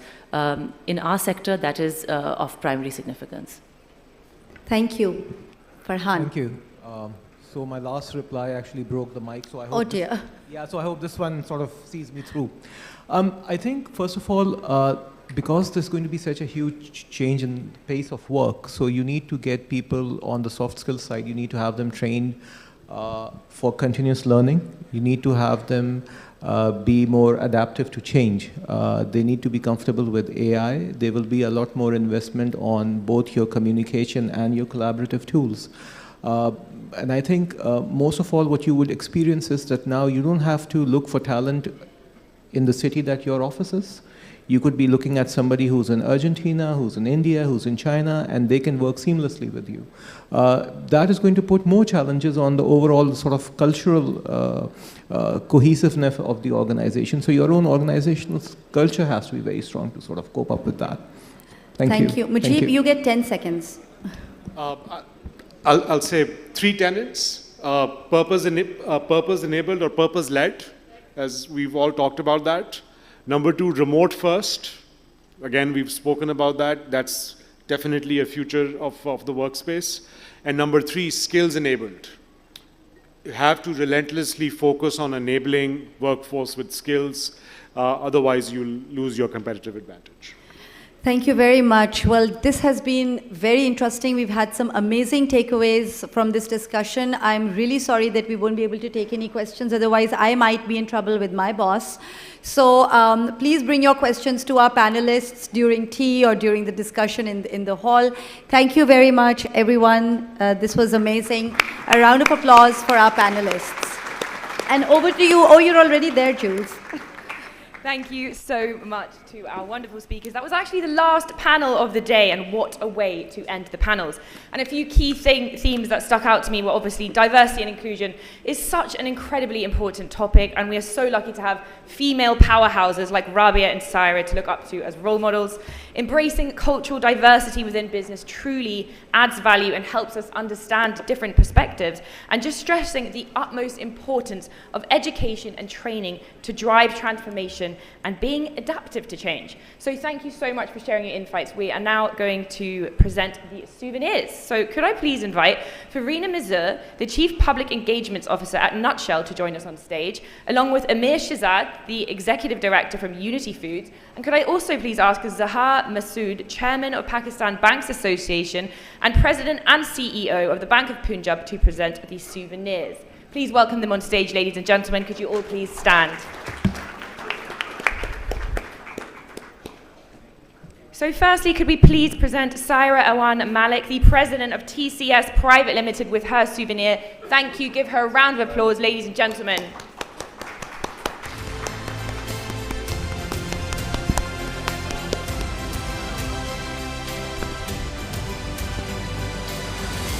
Round of applause. Thank you, ladies and gentlemen. And next up, can we please present Dr. Rehan Al-Taji, the founding partner of Saudi X KSA and founder and CEO of PXDX UAE. Thank you, ladies and gentlemen. Let's give him a round of applause.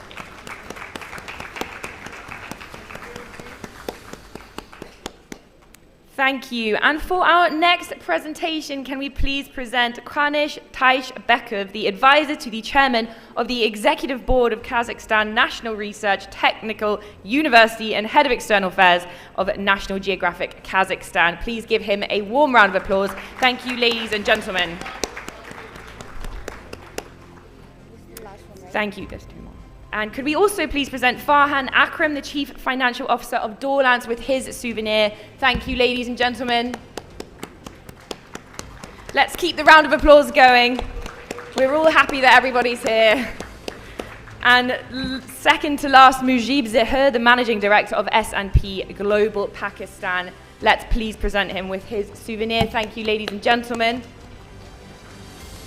Round of applause. Thank you, Mujib. And of course, we cannot forget the wonderful Rabia Ahmad, the Director and CEO of Nutshell Group. Please could we present her also with a souvenir. Ladies and gentlemen, thank you so much. Round of applause for our esteemed speakers.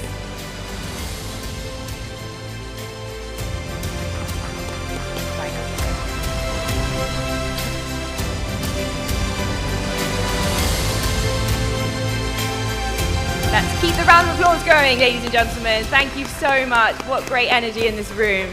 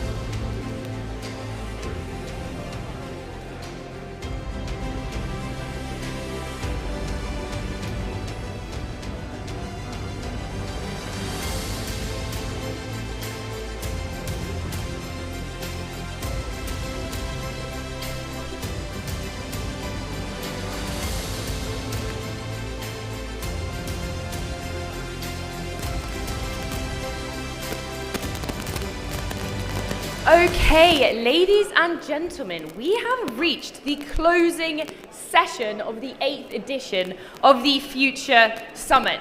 Now, we have an absolutely packed room here, and I can feel the energy, but I want to gauge it. So I'm going to ask you a question to kick off the last session. So, is everybody here in this audience having a good time at the Future Summit?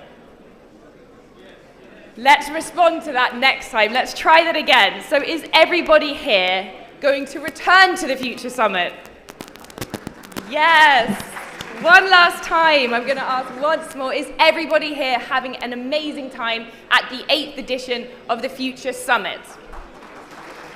Fantastic. Okay, so let's kick off the last session of the conference. So to open the last session of the day, we have a fireside chat on the banking industry in Pakistan. We will be joined by Zafar Masood, the chairman of the Pakistan Banks Association and president and CEO of the Bank of Punjab. This fireside will be moderated by Adnan Rizvi, the managing partner of KPMG Pakistan. Ladies and gentlemen, please let's give them a warm round of applause.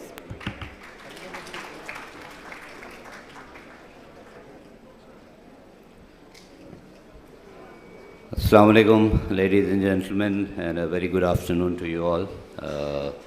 Welcome, Zafar bhai, to what promises to be a slightly hard talk. So I will, in advance, apologies for the difficult questions which are going to come your way, because this is what the brief is from the organizers. That the idea is to have this session and clear up some of the perceptions which are there about the banking sector. So you are here primarily as the chairman, PBA, and answering questions on behalf of the entire industry. So good luck to you. Yeah. So I think the first question, and I think what everyone is talking about these days is about the ADR. So please educate us what is the issue with the ADR and the tax and the regulator wanting the banks to increase the advances, especially to the SMEs and the agriculture sector and all, and whereas the banks are focusing primarily on the corporates and then primarily to the government sector. So this is an issue which keeps on coming every time, and there's a lot of criticism on the banks on this front. So if you can let us know what is your view for the banking sector point of view. Thank you, Adnan.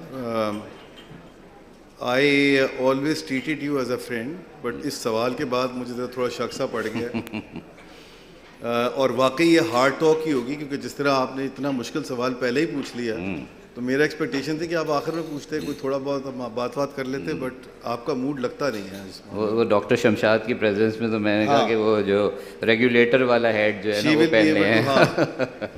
So no, it's actually a very good question, and I'm very glad that you asked this question, because it helped me in allaying a lot of misconceptions about ADR tax issue. And you have also dovetailed the aspect of lending to agriculture and SME, and I try and respond to that too. So I'll divide your question in two parts. The first one is the ADR tax piece. So principally, if you ask the industry, we are not opposed to any taxation on us. We are already in the highest bracket of taxation in Pakistan and in the region, by the way. In any banking company, Pakistan is the highest there too. Now, keeping those two facts in mind, the fact is that we are not, and we are always ready to, pay the due share of tax. But our problem arises when you start charging us for something which is not related to the income. The tax it's a balance sheet tax. It is not an income tax, income-related tax. And this is the principal issue that as an industry we are opposing to and reacting to. You're most welcome to ask us for more taxation on our income, but please don't do this to the balance sheet because of two things. One, balance sheet is the domain of the regulator. Let the regulator handle this. The FBR has no business of dictating the banks on where we should lend and where we should not, number one. Number two, there are possibilities that there are banks which are in loss, but they still have to pay the tax because of the ADR issue. So therefore, this ADR thing in principle, the ADR taxation in principle, we are opposed to that. The other important aspect is that the way it's been structured, it's a major flawed structure when you talk about ADR taxation. While you are talking about, well, at least you are taking the refuge behind the fact that you want to promote the private sector lending. The fact of the matter is that the private sector needle has not moved even an inch. Why? Because the way it's been structured, number one, it is at the year end. So for the full year, the banks keep on, keep their ADR at a lower level or whatever they like to. But towards the end of the year, they do various sort of structures and juggleries and meet up that number. Number two, we have kept the public sector companies as part of that ADR calculation, as private sector lending. So therefore, you see, KIBOR minus 12%, insane rates going for a lending like TCP. And this is where the real flaws are. We are very happy to sit with the government, talk about how they can perhaps, if they need more taxation, we are happy to do that on the income, but not on our balance sheet. This is where the fundamental reason why we're opposed to this idea. The second one that you talked about, and again, a very important question, is why banks not lending to the SME and agriculture? Look, ताली जो है ना वो दोनों हाथों से बजती है, इसमें खाली बैंकों का कसूर नहीं है. आपके एग्रीकल्चर वाले टैक्सेशन नहीं देना चाहते, आपके एसएमई वाले अपने आप को बिलो द रेडार रखना चाहते हैं. सही रीज़न है, गलत रीज़न है, we can talk about it days and nights about it. The fact is that they are undocumented. Our problem is that we need some kind of documentation to be able to lend the money to them.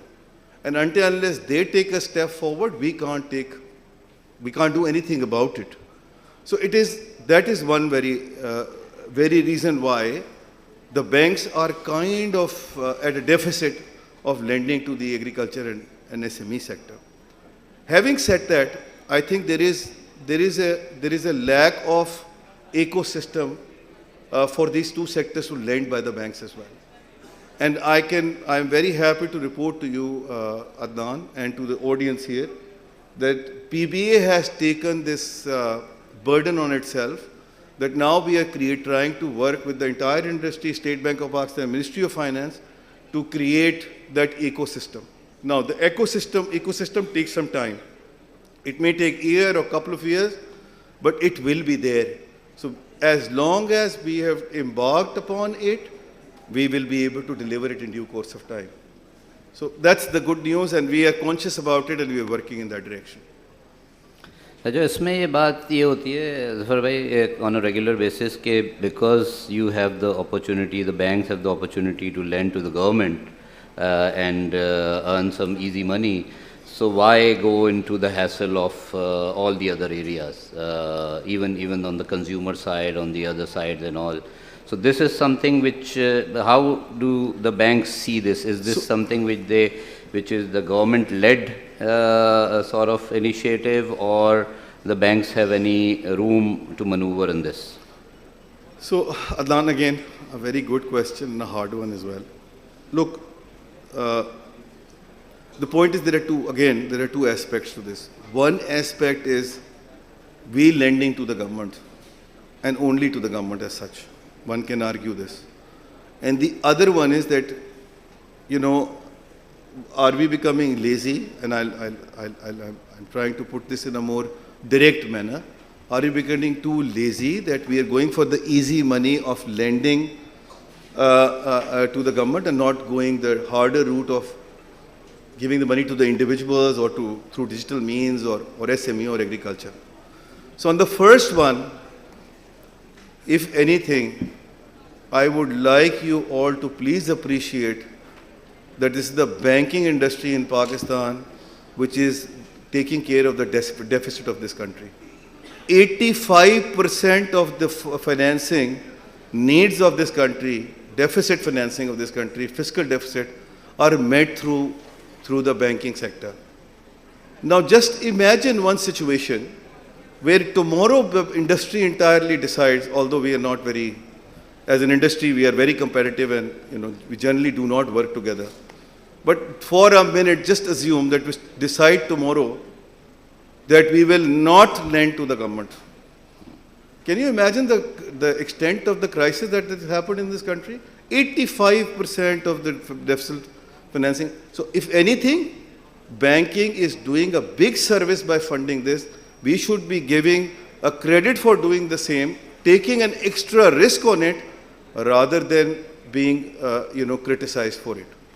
Secondly, if you look at the dynamics of the lending to the government, and this is an unfortunate piece, and Dr. Shamshad will bear me on this, that since the lending window of the State Bank of Pakistan has closed down, the State Bank of Pakistan is giving us the liquidity to lend to the government of Pakistan.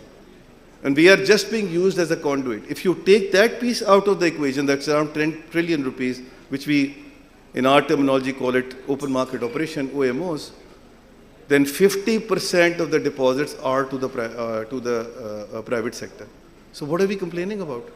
And the last but not the least is the fact that, I must admit that there are side effects of doing all of this. The biggest side effect is, and I'm the first one to raise my hand and accept it, that the side effect of that is that the banks are becoming lazy. We are becoming lazy. We are not going an extra mile. We are not making an extra effort. This is the side effect of this situation, which is a structural problem which we have very limited control on. Right.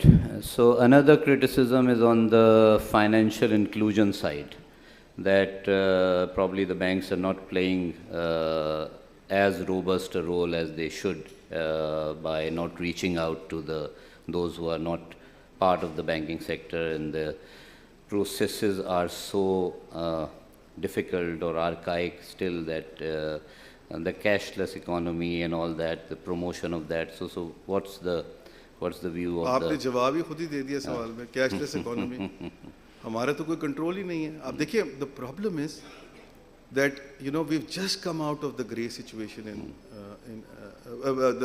almost there at the black situation in FATF. Yes.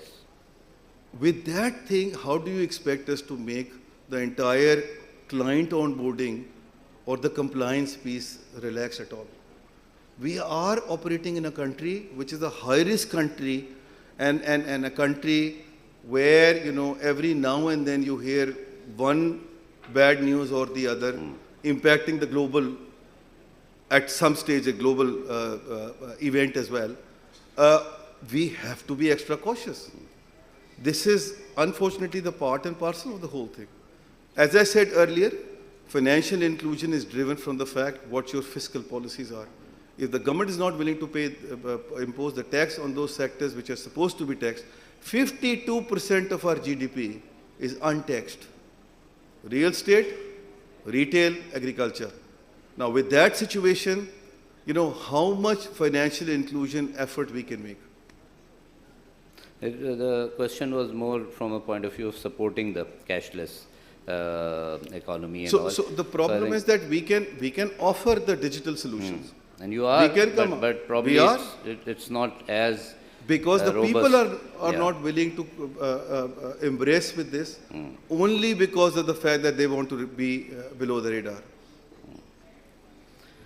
Now, a lot of discussion is happening these days about the Islamic banking aspect, that all banks are going Islamic, and there's a deadline by which everyone has to go Islamic. And so what is the insight on that from the So we have a deadline. We have a deadline of 27th December 2027. We have to all convert to Islamic, but we need to understand the nuances and the challenges which are out there. So the biggest challenge is that the government doesn't have enough assets, and right now government is the largest borrower. So the government needs to decide how will they raise money, convert their existing debt into Islamic, and then on top of that, be able to raise the future funding. The second piece is that the government's international alliances and relationships are all, on conventional basis. Now, given that situation, we are not in a position as a country, in a dictating position to ask them to convert into Islamic structure. So we have to follow that too. And that directly or indirectly will rope in the banking sector as well. So again, that piece is lacking. The third piece, which is the most important piece, is the fact that our correspondent banking relationships, how will they react to the whole situation? And I think all those things, those questions that still have to be answered and addressed before the full conversion will take place. I can tell you with the hand on my heart that Adnan, banking industry on its own is ready for the conversion, but these are very obvious and serious questions which needs to be addressed, and more engagement is necessary to come to some kind of conclusion. In fact, आजकल तो with the MDR, minimum deposit rate thing, बैंकों के लिए तो commercial भी reason यही बनता है कि they go for the Islamic banking. But these challenges are there, very much there. Those roadblocks are there. Regardless of what the government needs to do, I think what we have seen in terms of like Faysal Bank and some others which have converted, that it takes time, even if the bank itself has to go through that route. Adnan, trust me, वो हमारा problem ये है कि हमारे माई बाप जो है वो स्टेट बैंक ऑफ पाकिस्तान है, वो जो हुक्म करते हैं, तौफीक साहब भी बैठे हुए हैं यहाँ, वो जो हुक्म करते हैं हम उल्टे खड़े होके वो मानते हैं, सीधे भी नहीं, हम उल्टे खड़े होके वो मानते हैं, और अगर लेटना भी पड़ जाए तो हम लेट भी जाते हैं. तो उनका हुक्म आया हुआ है, हम तो कन्वर्जन पे काम करेंगे और बहुत अच्छी तरह करेंगे, लेकिन ये जब तक इस तरह की प्रॉब्लम्स एड्रेस नहीं होंगी तो एक structural issue will come our way, and that structural issues need to be addressed with engagement, not by dictation. Right. अच्छा, एक issue जो the fraternity to which I belong, the accounting fraternity, जो वहाँ पे face होता है वो ये है कि जो नए standards आते हैं बहुत सारे आजकल, जैसे IFRS 9 है या दूसरी चीज़ें आ रही हैं, तो वहाँ पे एक challenge ये होता है कि जो banking sector में it appears that banks are dealing with the central bank and the auditors and others on individual basis. So the PBA has a role to play, and with your presence, we are all hopeful that it will be done in a more structured manner. So उस पे कोई आपके thought process है कुछ तरह? So lately, Adnan, काफ़ी engagement हमारी बढ़ गई है as an industry through PBA forum. कुछ बाय द वे मैं उसमें पूरा क्रेडिट नहीं लूँगा अपना, कुछ हालात ऐसे हैं, सर्कमस्टांसेस ऐसे हैं कि सारे लोग इकट्ठे हो गए. जब एडवर्सिटी होती हैं तो सारे इकट्ठे हो जाते हैं. तो IFRS 9 आया, सारे इकट्ठे हो गए, हमने मिल के काम किया, स्टेट बैंक के साथ आज भी काम किया, PIA है, हम सब इकट्ठे हो गए, वो ज़बरदस्त तरीके से. फिर हमने जो है वो अभी जो ADR का पूरा इशू है उसमें पूरी industry is on the same page.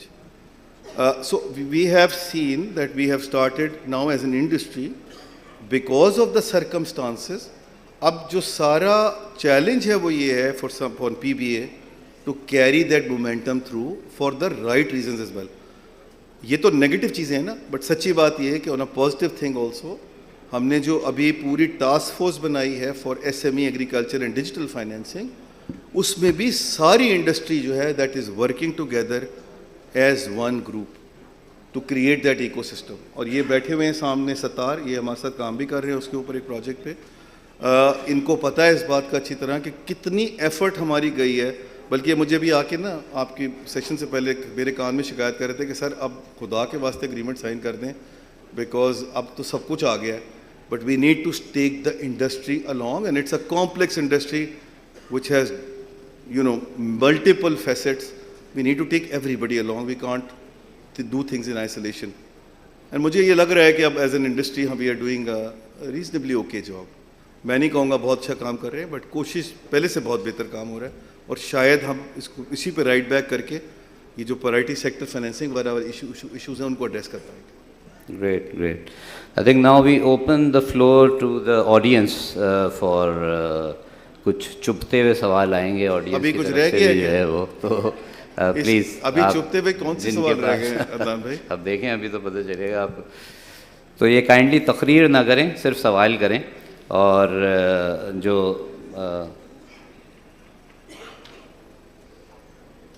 अस्सलाम वालेकुम, मेरा नाम फैसल हफीज़ है किफ़ाया इन्वेस्टमेंट से।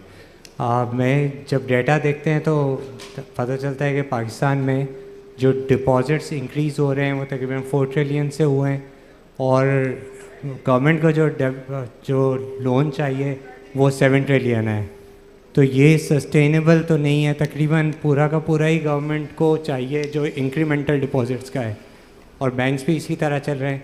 और मेरे ख्याल से जो इन्वेस्टमेंट्स का रेशियो इंक्रीज़ ही होता जा रहा है। 56% मेरे ख्याल से हो गया था, और अब शायद हर साल इंक्रीज़ ही होगा, क्योंकि इंक्रीमेंटल डिपॉजिट्स का तो ज़्यादातर लोन में ही जा रहा है, गवर्नमेंट को इन्वेस्टमेंट्स में जा रहा है। तो ADR एक तरह से बेहतर भी है कि शायद इस प्रैक्टिस को किसी तरह से रिड्यूस करे, लेकिन इसका हल क्या है आखिर में? किस ADR टैक्स की बात करें हम? ADR टैक्स जो है, हाँ, वो आप ये कह रहे हैं कि ADR tax is good measure so that it may be able to. अच्छा देखिए, इसमें दो नहीं, वो जनरली भी पूछ रहे हैं कि ADR रेशो के ऊपर इसका क्या ADR रेशो इम्पैक्ट तो आ रहा है? Doesn't mean in isolation anything. हाँ बिल्कुल। अगर टैक्सेशन वाला पीस जो है ना, मैं उसके ऊपर आपसे गुजारिश करूँ, जैसे मैंने पहले कहा, we are not oppose to the idea of ADR taxation, but there are obvious loopholes and problems which need to be addressed, which we are happy to sit and address. We don't have a problem. Principally speaking, you should not be taxing the balance sheet items, you should be taxing the incomes. ये बसाई साहब बैठे हुए सामने, ये he'll bear me on this, Adnan बैठे हुए, ये उस्ताद हैं, इनसे आप पूछ लीजिए। प्रिंसिपली स्पीकिंग आप ज़रूर लीजिए हमसे, मगर ये ना कीजिए, हम उसको अपोज कर रहे हैं। दूसरी बात ये सर, मैंने पहले गुजारिश की थी, देखिए मुझे बताएं क्या करें हम गवर्नमेंट को मना कर दें, हम तुम्हें पैसे नहीं दे रहे। आप क्राइसिस सोच सकते हैं कितना बड़ा होगा, ये बिजली बंद हो जाएंगी लाइटें आपकी सारी। तो ये तो आप लोगों को तो हमें शाबाशी देनी चाहिए, तालियां बजानी चाहिए इस बात पे कि जी पैसे दे रहे हैं आप लोग हमें क्रिटिसाइज कर रहे हैं। थैंक यू, बड़ी मुश्किल से क्या है कि तालियां बजवाएंगे। जी कोई और साहब थे? जी अस्सलाम वालेकुम everyone, Asad Hameed Khan here from HCCA Pakistan. जी जी, I see a lot of cameras in front of you, maybe आप खड़े हो जाएंगे तो सही हो जाएगा। Absolutely. So my question is that, वो कैमरे वाले भी खड़े हो गए अब। जी, this is called synergy, synchronized. So my question would be, see, with the new standards that have come in the sustainability reporting space and the new guidelines that have been set by the regulators, the Securities and Exchange Commission of Pakistan, supported by obviously the central bank. So how well do you think the banking sector and the ecosystem around it is geared to embrace, firstly, the environmental social governance guidelines and also the upcoming sustainability reporting standards? Thank you. Very good question. अच्छा देखिए, इसमें जो एक तो जो important बात है इसमें वो ये है कि ऑब्वियसली अगर SCP ने हमें कह दिया है तो हम तो रिपोर्टिंग अब करनी शुरू कर देंगे।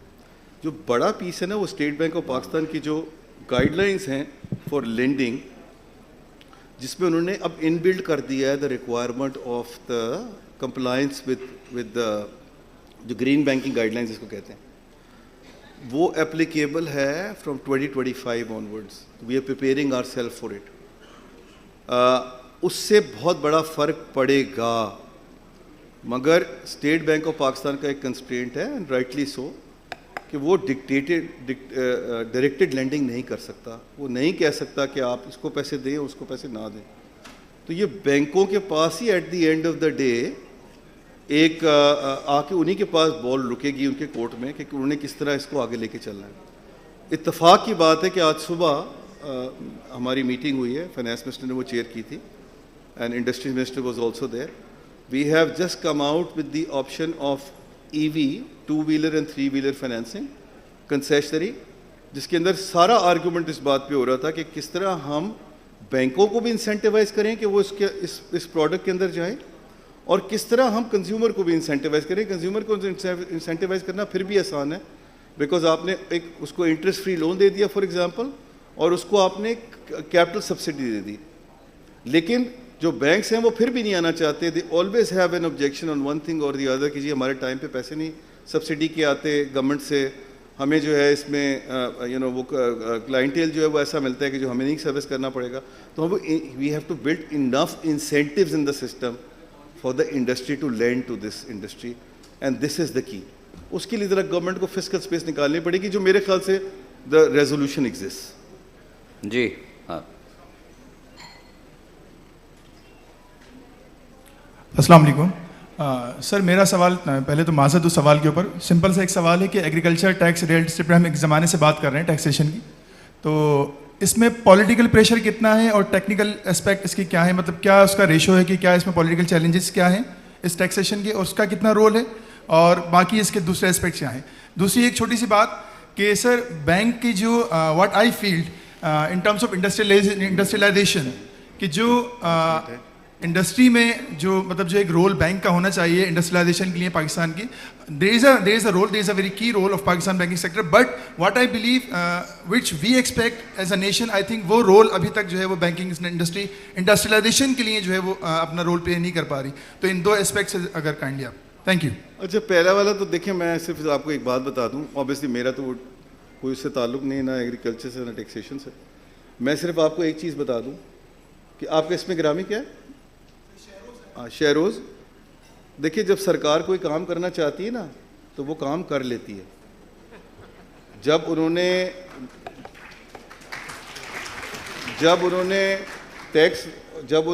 रिकवर करना था, ये आपके डॉलर की लीकेज को रोकना था, तो उन्होंने उसको रोक लिया। जब उन्होंने बैंकों से इंपोर्ट को मैनेज करना था तो उन्होंने करवा लिया। तो जब गवर्नमेंट करना चाहती तो वो कर लेती है। जिस दिन गवर्नमेंट करना डिसाइड कर लेगी कि मैंने टैक्स कलेक्ट करना है एग्रीकल्चर से और रिटेलर से, उस दिन उसको कोई ताकत जो है वो नहीं रोक सकती उसके लिए। अब आप उसको पॉलिटिकल समझ लीजिए या अदरवाइज समझ लीजिए, ये मैं आपको सिर्फ ये बताना चाह रहा हूँ। दूसरी बात ये कि आपकी बात बिल्कुल दुरुस्त है कि जो बैंकों का रोल है इंडस्ट्रियलाइजेशन में वो ज़्यादा बेहतर होना चाहिए। अब मैं उसमें आपको ज़रा थोड़ी सी एक टेक्निकल बात हो जाएगी, बट मैं ज़रा थोड़ा सा एक्सप्लेन कर दूँ। देखिए, बात ये है कि project financing per se is a very specialized area, and ideally we should have project financing specialized institutions, जो पहले हुआ करते थे और अब नहीं हैं। और हम अब 80% हमारी इंडस्ट्री जो है वो यूनिवर्सल बैंकिंग के ऊपर चल रही है। जो एसेट्स हैं वो यूनिवर्सल बैंकिंग के पास हैं। तो अनटिल एंड अनलेस थोड़ा सा कुछ सिस्टम में शेकअप नहीं आएगा, कोई स्पेशलाइज्ड इंस्टीट्यूशन नहीं आएगी या उनको सपोर्ट नहीं मिलेगी फंडिंग की, हो यही रहा है कि जो रिपोजिटरी है फंडिंग की, चीपर फंडिंग की, वो यूनिवर्सल कमर्शियल बैंक्स के पास है, 8-10 लोगों के पास। बाकी जो लोग हैं वो हमेशा डेफिसिट पे रहते हैं। इनके पास स्किल सेट नहीं है, उनके पास स्किल सेट है मगर फंडिंग नहीं है। So therefore you have a problem and a gap at hand which needs to be addressed. उसके लिए स्पेशलाइज्ड इंस्टीट्यूशन भी बन सकते हैं, उसके लिए रेगुलेशंस भी हो सकती हैं, but yes this is a problem and we need to address it. Sir जी, we have time for 2 more questions। जी खालिद, ये हमारे टैक्स के बाद में। अच्छा,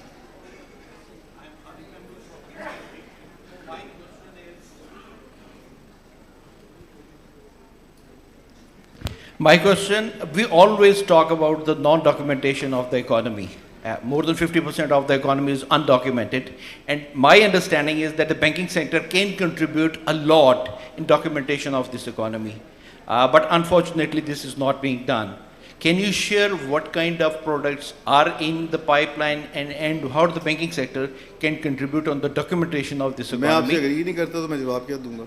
Sorry? तो मैं आपसे इस बात पे एग्री नहीं करता तो मैं जवाब क्या दूंगा? ये तो आप मुझे बताएं कि हम क्या कर सकते हैं।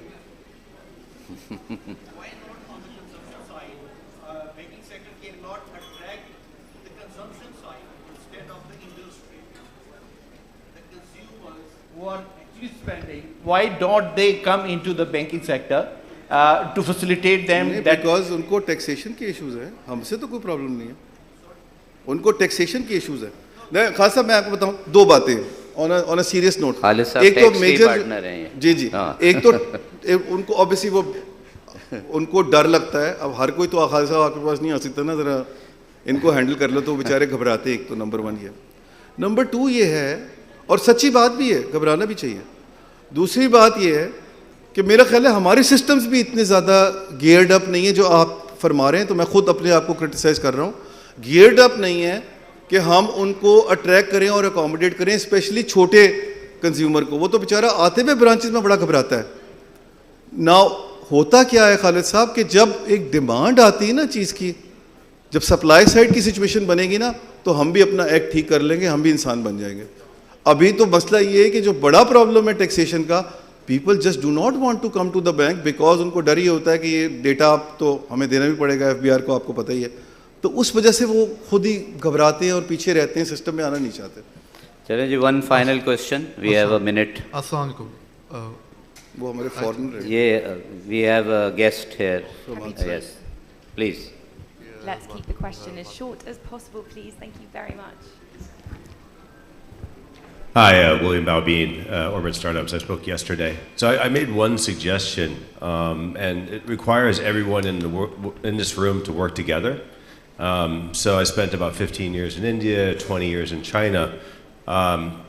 This is a problem, you know, collecting tax from retail is a problem that's been solved in many, many, many countries around the world. So I'm not saying you can just copy and paste an Indian or a Chinese solution into Pakistan. But one way to drive this is not so much from the banks or from industry. It's actually getting the consumers wanting to pay tax. And the way they solved it in Taiwan and Hong Kong and mainland China, 1.6 billion people who hate paying taxes, but they got them to pay, is by instituting a simple hack, which is making the tax receipt a lottery ticket. And so, you know, you could win a day's salary, a week's salary, very rarely a month's salary, and every tax receipt was a lottery ticket. It was a monthly lottery. And so the consumers voted with their paychecks. They started only buying from shops that would give them one of these lottery tickets, an official shop, as opposed to a black market or gray market shop. Now, it's not so much a question as a statement, but the real question here is, how do you take these learnings from around the world and help implement? Because it's not banks alone. It's not, I mean, our startups are currently tracking $6 billion US in monthly transactions here in Pakistan. That's $72 billion a year. That's 24% of the consumption in the country that we're watching go by. So we can help out too, but we can't do it alone either. And the government obviously can't do it alone. But together, the three of us, maybe we can have a shot. Absolutely, absolutely. The only friendly question and the comment in the entire hall so far, by the way, thank you very much for that. You're absolutely right. And the answer is in collaboration with the government, on the technology side, with the open banking piece, with some caveats. I'm not advocating open banking at all, with big caveats there. Nevertheless, the collaboration is the answer to then address what Khalid Saab has raised earlier, the question of how we can attract people to come into the system. We have recently, by the way, launched a Kisan card, farmer card in Punjab. There, the first timers are 57%, and this is 1/3. By the end of the year, it will be 1/3 of the total borrowers of the industry. So the technology can play such a significant role in the entire scheme of things. Thank you very much, Zafar Bhai, for your candid Q&A, and thank you to the audience. Thank you so much, gentlemen, for the last fireside of the day. If you could just stay where you are right now, we're going to be welcoming all the speakers who are speaking in the final session to join us on stage for the final session. So could I please now invite all of the speakers for the closing session to come and sit on the stage.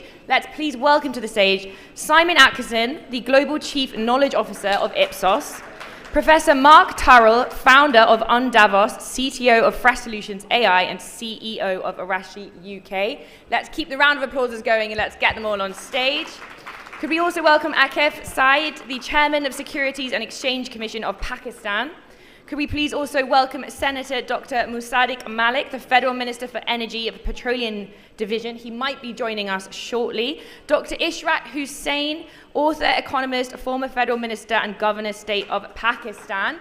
Let's keep the round of applause going. Could we also please welcome Air Chief Marshal Sohail Aman, Pakistan's Chief of Air Staff 2015 to 2018. Also joining us on stage is Amir Shahzad, Executive Director from Unity Foods, and of course, the wonderful Asfar. Ladies and gentlemen, let's give them a round of applause and let's get these gentlemen on stage.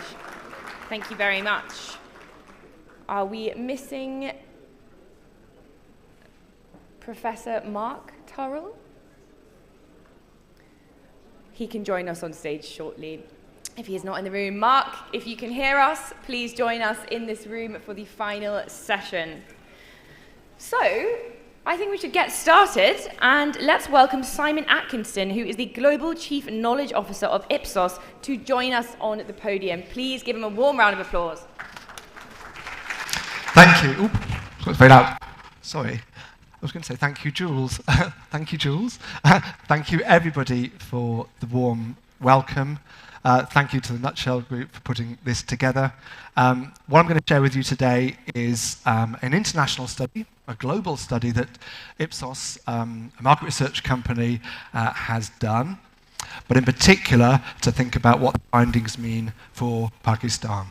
So this study is live now, a new report, and we're going to talk you through the key headlines, the key findings of that study in the next few minutes.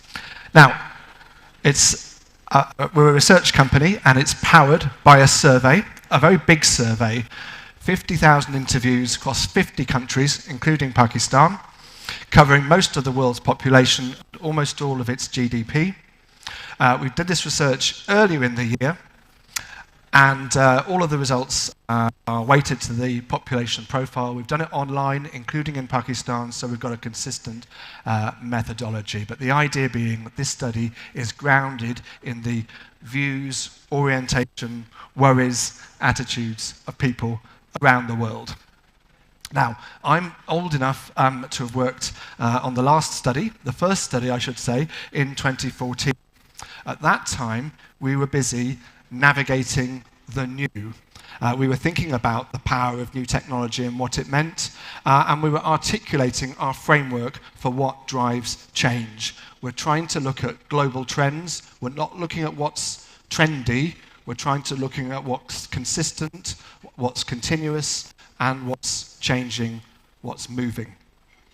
So at that time, we identified a series of what we called mega trends, which are the big things happening around the world that we can't stop, we can't change, even if we didn't want to. Technological change, climate change being just two of them.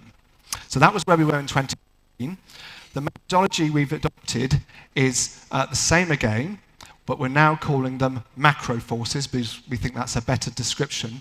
And sometimes it's good in life to go back and look at what you said 10 years ago, what the world was like 10 years ago, and what it is like now. And when we do that and compare the mega trends from 2014, the macro forces of today, you see both continuity, climate change, for example, but also some important changes and nuances. Instead of climate change, we're using the language environmental emergencies. We heard about those this morning. Instead of technological change, we're using the term tech acceleration. We heard about that this morning. And we didn't talk about wellness, but wellness revolution, whether it's about our mental health or holistic health, is absolutely there on the map now as a big force wherever we are in the world. Now, that macro context, we've got a report and we'll give you the link at the end, but what we have tried to do is collect really good secondary data for us all to use as a reference point, because it is complicated. If you're talking about societies being in flux, well, what does that mean? Well, there could be a number of aspects. Look at the top left-hand corner where we talk about population fluctuations. We've talked about that a number of times in the last couple of days. The growth in population that you are experiencing in Pakistan is going to go into some way into the future as you go towards 400 million. Other countries, China, South Korea, most of Eastern Europe are seeing their populations fall. So even on that level, complete divergences in terms of what's happening to populations around the world. So we tried to distill everything in this research from the survey and what's going on in the world into 9 trends. For example, on globalization, there are some tensions between pride in our country and a global outlook. We've actually found the public around the world are more global in their orientation, but also more proud of their own country. Opportunities and some challenges for those of us in the room who are involved in selling brands, products, and services. A whole series of trends there that underpin our analysis today. And you're going to see those in just a moment, because the main crux of what we wanted to come to today is to share with you the results for Pakistan. We've done a serious piece of workshopping all together with our colleagues and the team in Pakistan who are here with us today to try to look at what's similar, what's different, but also we come up with some questions, because this is definitely not a report where we're giving the answers. In fact, as you'll see as I go through, we raise as many questions as we have answers for you. And as we go through, you'll see some of the questions we came up with analysing the results, because we put them on our slides.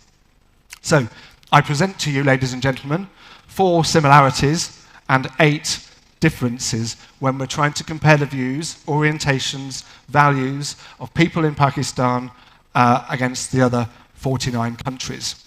Now, one of the points I would mention just very quickly is that we're often trying to make comparisons. They really can matter and really can be very helpful, because often the global average is useful about giving us a marker, a pointer as to where to go, how to explore it some more.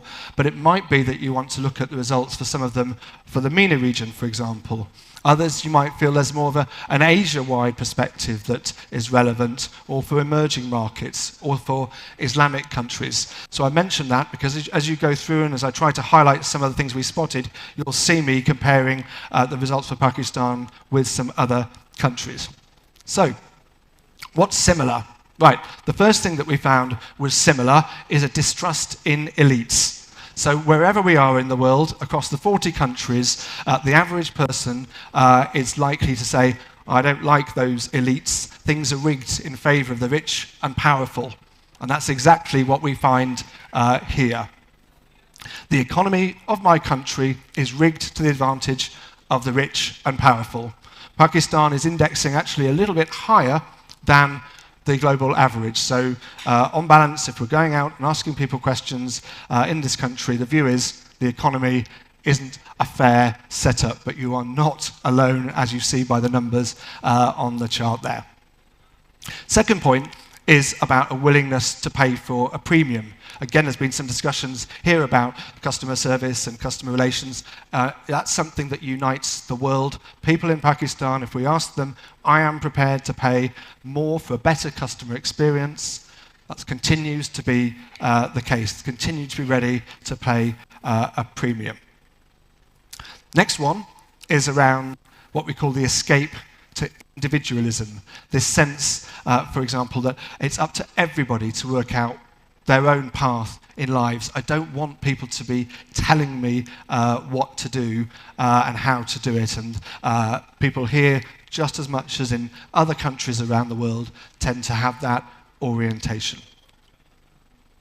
And the fourth one is uncertainty about the future.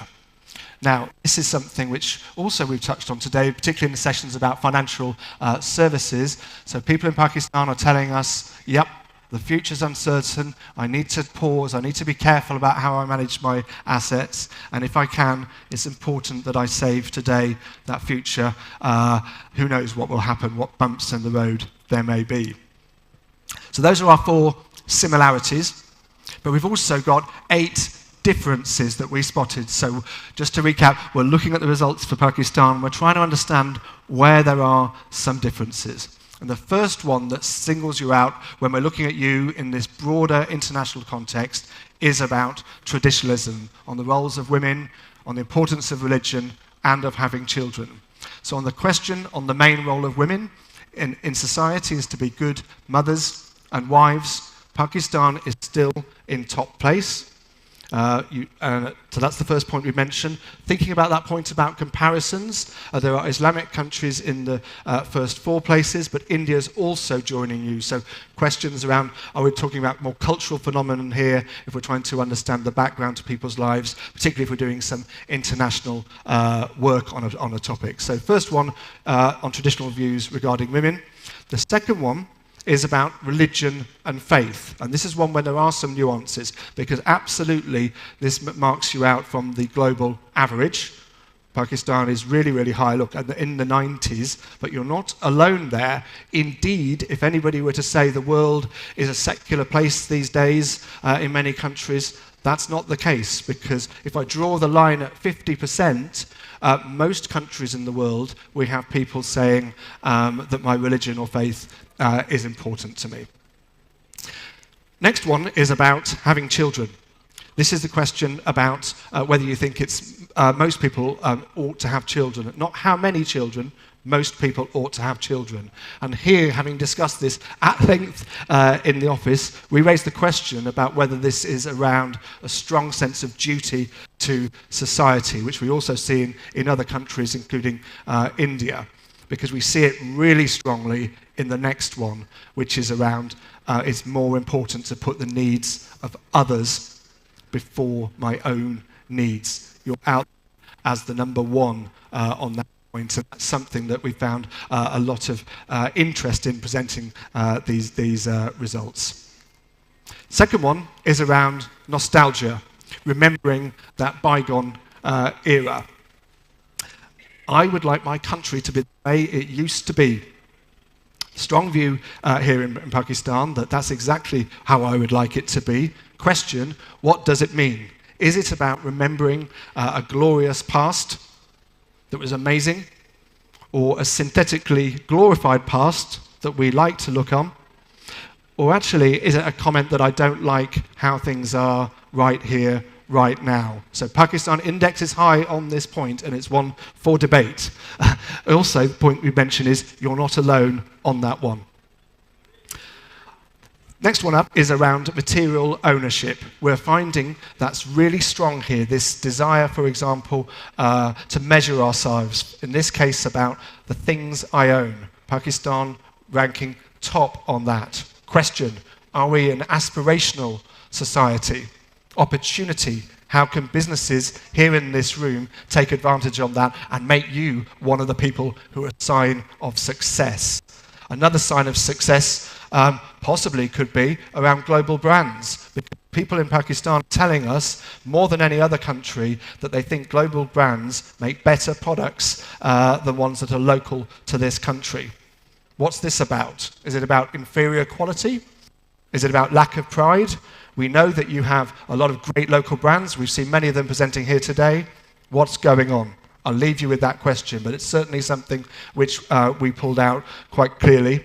Another one is about career, about the importance of status, and a sense that a prominent position is important, coming out really strongly there. Couple getting married, what does that guy do?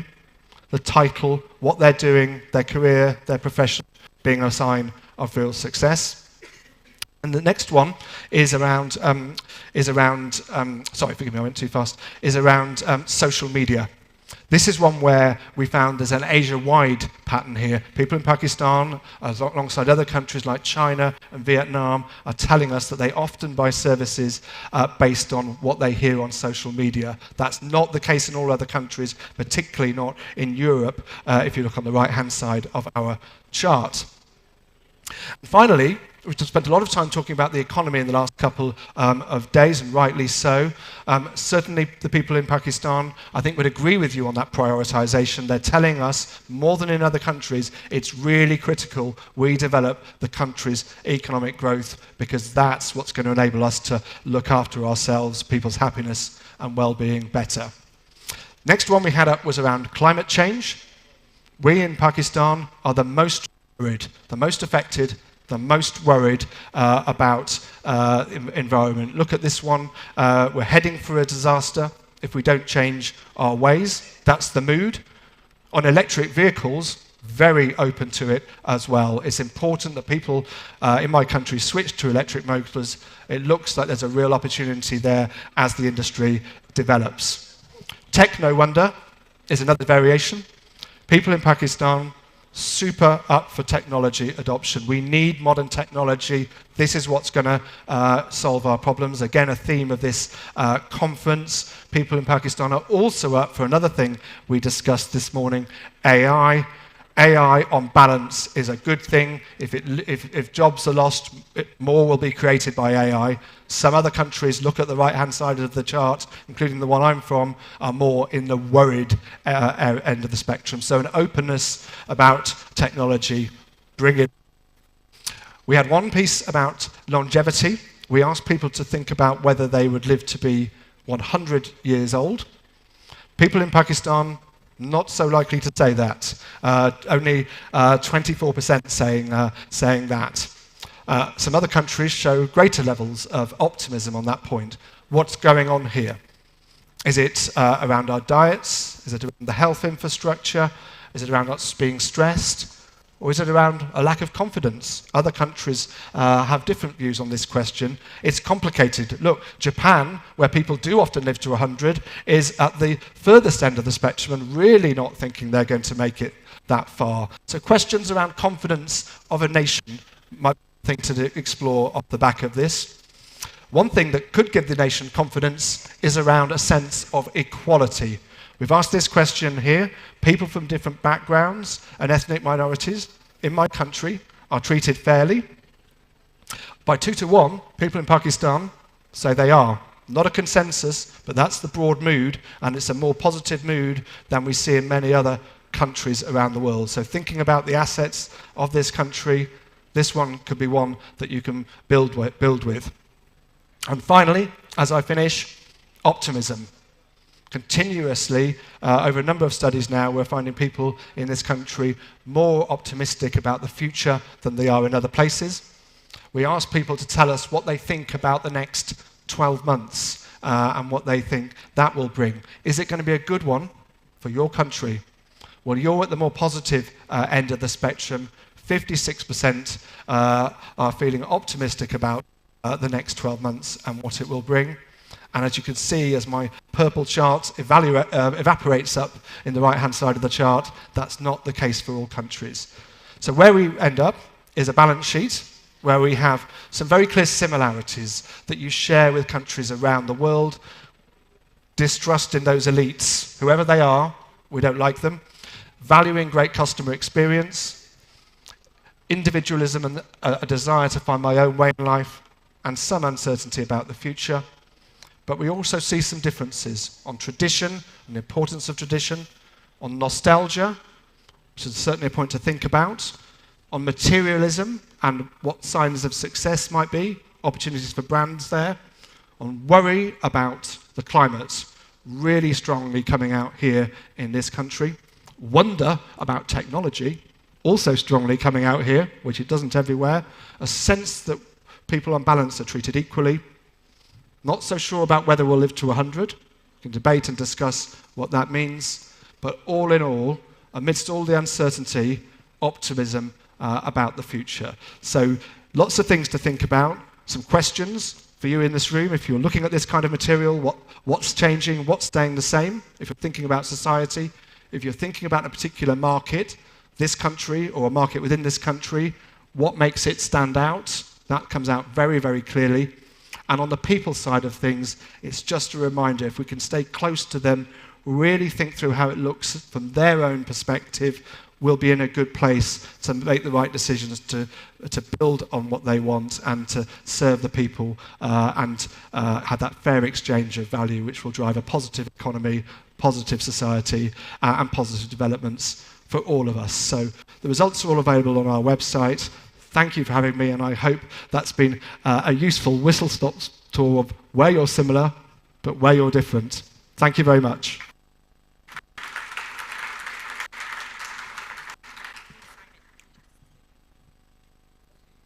Thank you, Simon. That was truly insightful, and I really like the term techno wonder. It's definitely been clear throughout this conference that the people of Pakistan are certainly open to tech innovation. So next up this afternoon, I would like to welcome to the stage Professor Mark Turrell. He is the founder of Undavos, the CTO of Fresh Solutions AI, and the CEO of Orcusci. I hope I've pronounced that correctly. He's also a published author and has held over 14 TED Talks. So please welcome him to the stage and also correct me if I've got any of that wrong. Thank you and welcome Professor Mark Turrell. Hello, hello. Before I get started, I'd like some help. Okay, like some help? We're going to do a little experiment. So, I'd like you all to take one hand and put it over one eye. Okay? It's good? Now, with your other hand, I would like you to make a little thing, and I'd like you to look through it. What have you all partly invented? The telescope. It actually turns out for ages we'd had lenses. Glasses was not new technology, but it took a guy called Galileo. And Galileo took some technology that the Dutch had, the Dutch lenses, and he realized that if we actually encase it in a tube that reduces the amount of light, and if we change the way that the lenses work together, we can see differently. We can see things that we could not see before. Did you have the clicker thing? Where's it got to? Uh-huh. I can now see the clicker. One of the things that he could see in Venice was that he could see the ships, and his clients could see the ships 2 hours faster than anybody else, because he could see further. Now, what might this be useful? If you're doing trading and you know the price of things before it happens, this would be valuable. Seeing things, the technology to see things differently is clearly valuable. And so today we'll be going on a little journey. For us as leaders and working with organizations, we'll be looking a little bit about technology to see things, but also I'd like us to start thinking about seeing differently. Because after all, right now, the future is written by those people that might have seen the same things as everybody else, they just interpreted it in a different way. Now, during this talk, there's been a lot of talk about AI, but I think it might be quite interesting to go back to 2016. 2016 was the year of chatbots. Microsoft had a beautiful, lovely chatbot, and this chatbot was like a virtual girlfriend to people in China. And it was super helpful, super successful. Microsoft decided to then do an upgrade, and they made Tay, another lovely, fantastic chatbot. And yet, within less than 24 hours, Tay became a misogynistic, racist, evil person. Now, in those days, it turns out that you could train AI based on what people responded to, and humans collectively decided that they would make this into an evil thing. In the same year, though, Google DeepMind published a paper about how they taught an AI to play Atari games. One game was Breakout, bing, bing, bing, bing, bing. And all the AI had was a screen. And all it was told is, make the number go bigger. This was Montezuma's Revenge, another game.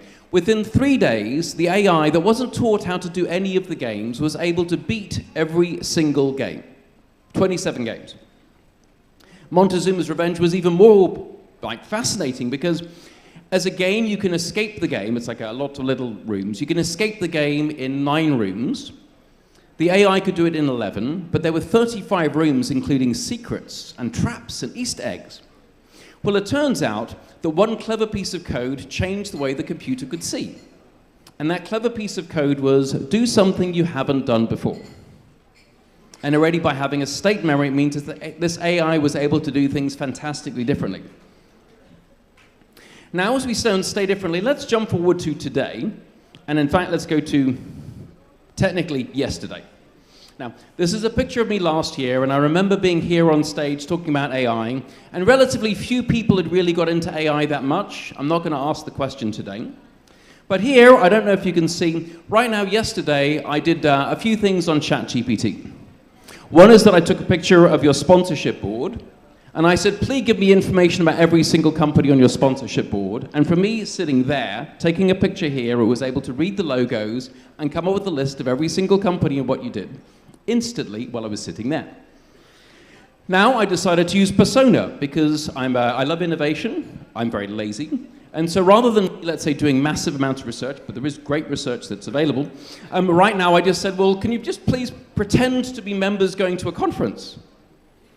Right now, because there's whatever, 15 terabytes of human knowledge that's been encapsulated, stored, connected together, the AI is already, even today, able to sort of see you as a world really fairly accurately, and we can then use this to help guide our business decisions, our plans. So then we get into, well, what are we really doing here? What I think what's happening now is that we're adding capability. We're adding capability for us as individuals. We're adding capability for us as organizations. So then it goes into what are you capable of when you see differently? Now, I do have a quick question just to understand how many people see differently. And I asked this question last year, but I'll ask it again.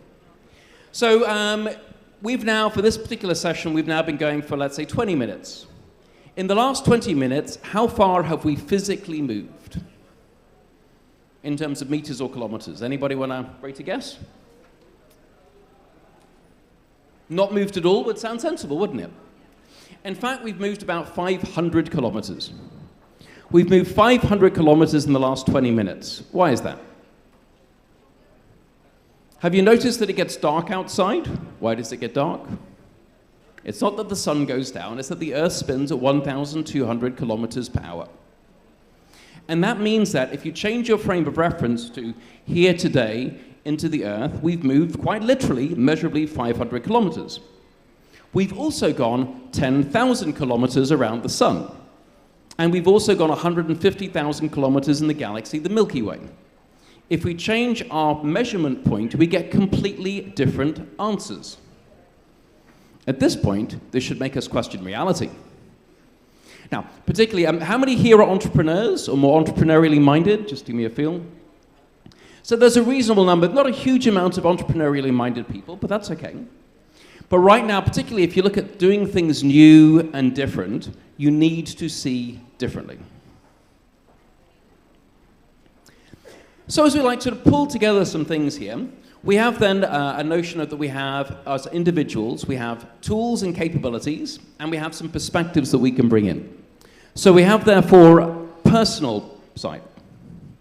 Now, many of us work within organizations, and that means that there's an organizational context that we have as well. Now, our organization has capabilities, either that we have ourselves or with partners, but we also have perspectives as well. I've spoken to here a number of companies. Sometimes the CEO is new, or sometimes it's a family business. There's just different perspectives that come up, and quite often it could be the same company selling to the same companies, with the same customers, with the same kind of money, and yet different perspectives can change the answer dramatically. But now what I'd like to add in is technology.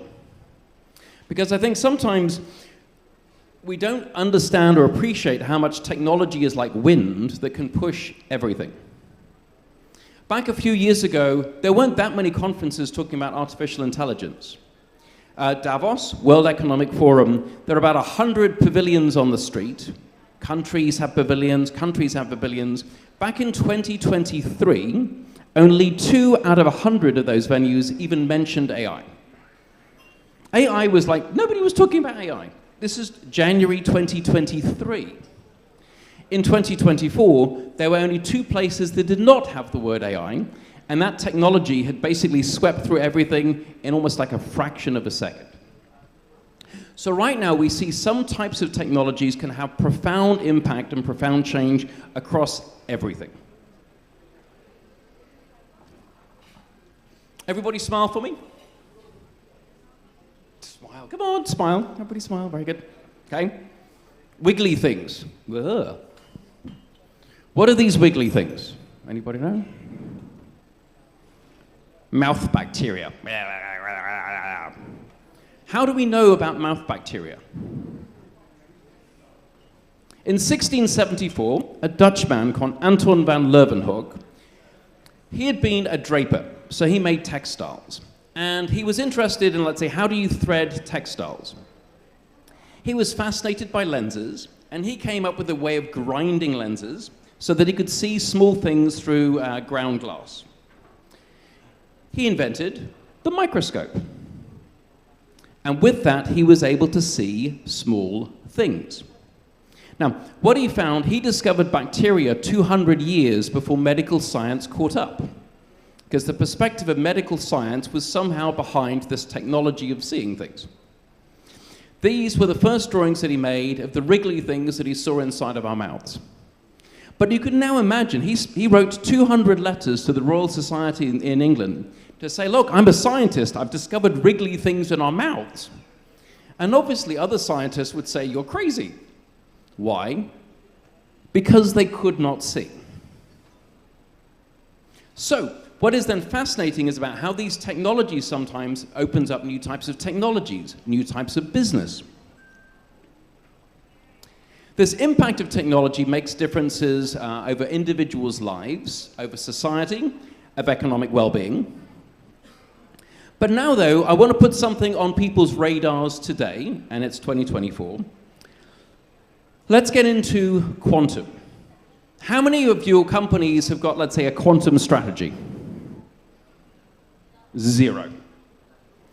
This will become very interesting as we will go through things.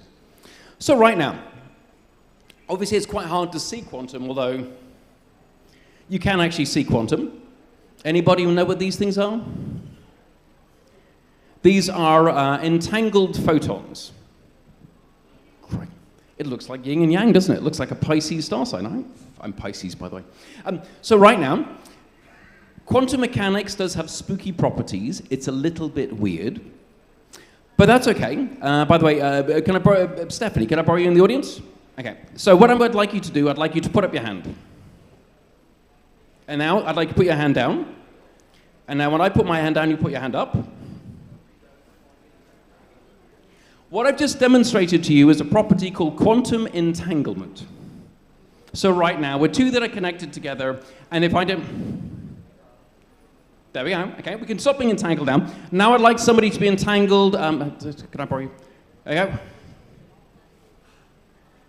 Okay, now you can, by the way, have multiple people being entangled at the same time. Now, this might be spooky, but when we get into this thing, this would allow us to do stuff like next generation data transfer.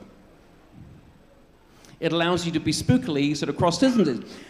Quantum technologies, now I'll do a little bit of a detour. I didn't put lots of slides into quantum, I didn't want to overwhelm. But so there are 3 areas of quantum technology that you should at least write down. One is called quantum computing. This would be the sort of super cool computers that are able to calculate fantastically fast things. That's called quantum computing. You can't quite use it yet, but there are people that are using it now. The next type of thing is called quantum sensors. A quantum sensor is extremely accurate at measuring things like gravitation, magnetism. It's measuring very, very tiny sensitive moves using quantum mechanics, quantum properties to measure things. And the third thing is quantum communication. Quantum communication is then the ability to encrypt things. Just to sort of demonstrate quickly, can I borrow you again, Stephanie? Okay, very good. So now what I would like you to do is I'd like you to pick a number between 0 and 10. And it was 7? 7, okay. So right now I will pick a number between 1 and 10. I will pick the number 7 as well. Okay, very good. So how long do you think it would take any of you here to guess the password between Stephanie and I? Not a lot, because there's basically a choice between 0 and 7. It's basically a 1-digit number. It would take you fractions of a second to try out and test all of these things.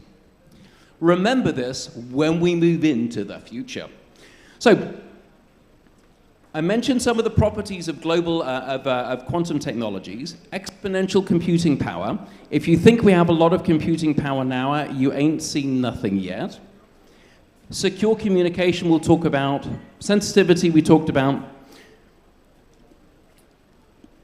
Now, not all of these technologies are here. There is a little bit of a roadmap that we're getting to, but we're going to ignore that for a second because we have a problem today.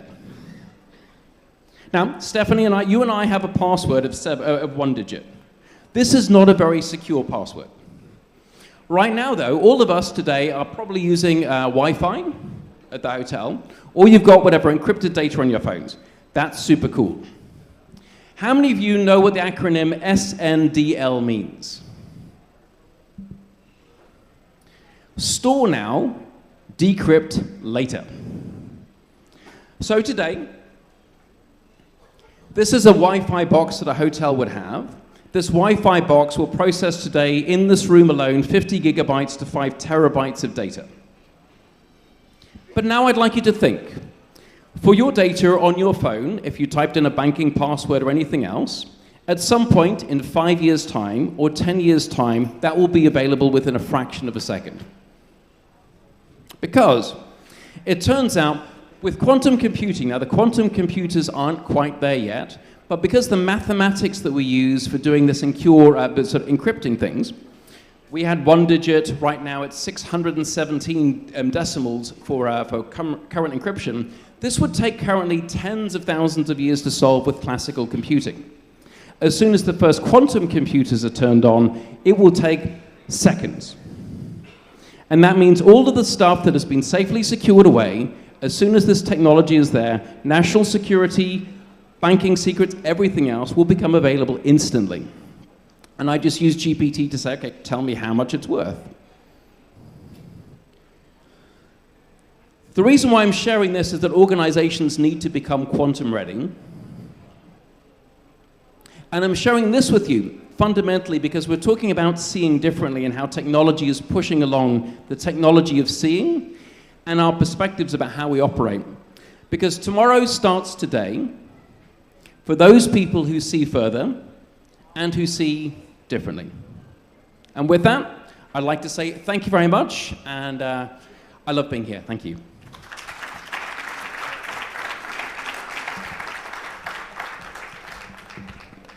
Thank you very much, Professor Mark Turrell. Certainly one of the most interesting people I've met in a while, and it sounds like we all need a quantum strategy. So next on our agenda, we have Akif Saeed, the Chairman, Securities and Exchange Commission of Pakistan. Please welcome him to the stage.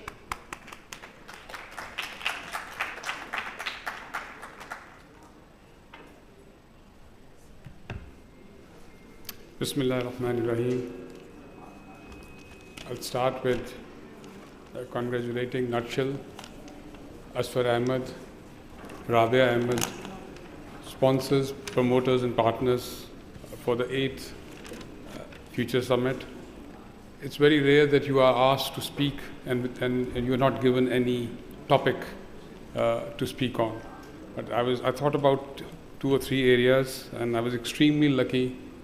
The session just ended, talked about diversity, something which I will be talking about. And then Atkinson mentioned in terms of his research, he touched upon 2 areas. One was the technology, of course, and then the traditionalism, which the survey actually pointed out as a difference between the countries, and the Pakistan stands out vis-a-vis the other countries. And then Mark talked about passwords. I'm already sick and tired of, in terms of the passwords I have to save and the length. I hope some other way of logging in would be in place by the time quantum computing comes into play. I'll touch on areas from a regulator's perspective. We have, I don't know, maybe I have to hold it like this. So one has to innovate as a regulator. There are 2 broad areas I'll talk about. One is, which was discussed with Zafar Masood also, is the ESG, the context, and second would be the digitalization. When we talk about ESG, I think Pakistan as a country with a median age of 20 and 2/3 population below 30, we have to have every corporate, every business enterprise has to have a youth and a gender policy. We have to work towards, and every policy aspect has to be from the prism of these 2 fundamental pillars in terms of ESG, particularly the social aspect. We, with the female participation at the lowest compared to regional and the global averages, I think as a regulator, we have done the studies and we have started practicing internally also. sort of something I want to highlight as a corporate body. We have female participation at 28%, and we are targeting 2030 to take it to 40%. So I think as a regulator, we have started it from charity begins at home, and we want all the corporates, be it banking and other businesses, all the businesses have to have a gender policy when it comes to. Similarly, youth, with the youth bulge, but there has to be a policy aspect to it. I'm pleased to report that as a regulator in the last 4 years, we have reduced our average age from 45 to 40. The idea is to further bring in youth because the problems and the areas we are discussing is related to youth, so the policy input can't be complete without their participation. Atkinson touched on another area was the climate change, and this is where ESG, the sustainability standards come into play. As a regulator, we have adopted awareness or participatory approach rather than as a regulatory approach, setting up a timeline or a directive. What we are asking is, or taking steps where the market should be able to compare themselves to understand what steps are market taking or different players in the market are taking, and they can do through a guidelines, create awareness, and make the businesses sensitive to what is heading their way. In terms of ESG, we have set up a portal by the name of ESG Sustain. It is live. I would strongly recommend all the people there, participants, to visit that, to understand and to see what corporate sectors are doing in the context of ESG. It will be formally launched during this month, but it is live for the public to have a look at it. Then is the S1 and S2 sustainability standards. Instead of sort of coming up adopting adoption roadmap, we have gone through a survey which is open, and now we are analyzing the responses we have received, and accordingly we would be taking steps in terms of adopting it and then taking it forward. When it comes to digitalization, normally people talk about fintech. I think from a regulator's perspective, I'm going to talk about regtech. So we, as a regulator, believe at SECP that by adopting technology, the cost of compliance is something which, and our headache in terms of supervision goes down substantially. And this is why we have come up with a framework, a digital-only framework for insurance, for brokerage houses, and for AMCs. And one example in terms of AMC, the cost in terms to the investor is 1/4 compared to the traditional AMCs. So I believe with the youth bulge and digitalization sinks in both in terms of the cost itself, cost to the investor, and the outreach through the digital means that can be achieved. Another area where we have you use the digitalization and you will see increasing trend towards is the onboarding. So be it the mutual fund industry, insurance, or brokerage house, we have already in collaboration with Central Depository launched Central Gateway Portal, which can be white labeled and it's a white label product which can be adopted by different intermediaries in the market. The last bit is the company's ordinance or the activities under the Companies Act, which is beyond the entities which we license. Only day before we launched electronic mortgage register, which will enable the banks to look at the charges which are already there or the ranking, and they can work out the ranking in terms of the charge or the security they have created, the assets of the company. We believe that will help to process the credit in a much more efficient manner. There was a talk about AI. In our own limited capacity, one area which is pretty much manual at this moment is the name reservation of the company. We have developed an NI AI model. We are testing it internally. Hopefully next month the beta version will be out, and going forward we want to eliminate the human intervention and make the whole process of company incorporation seamless. Two another areas where we have used digitalization as a process is the change in the directorship and the shareholding of the company. These are the two disputes. Normally a private limited company starts as a family and friend venture, and they do fell apart normally they fell apart once the company grows in size or the next generation comes in. These are the areas which we are using technology, and we will be using CDC as for shareholding purposes, for directorship. That's already in place, whereby the incoming and outgoing director have to use a PIN to acknowledge or give the consent when it comes to change in the directorship. Last area which I'm personally very keen and heading it personally is the review of the company law itself. And that is primarily being done from the prism of the new technologies. We are in touch with international counterparts around the globe. Idea is to now mend the regulatory or the legal statutes in a way that we were able to adopt the new technologies and do the processes and the systems, and particularly the compliance part, the RegTech part, in a manner so that we don't have to be intrusive as a regulator, particularly where we are not issuing a license. It's a company doing different types of businesses, so the compliance is much easier compared to the traditional mode we are doing it. And I think with that, I'll thanks again the sponsors and the Nutshell Group for inviting, and of course look forward to post this session to take any questions on a one-to-one basis. Thank you.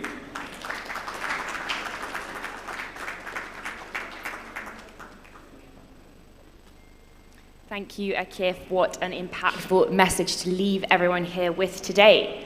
Next on our agenda, we have another highly important speaker. We are being joined by Senator Dr. Musaddiq Malik, the Federal Minister for Energy, the Petroleum Division. Please give him a warm welcome.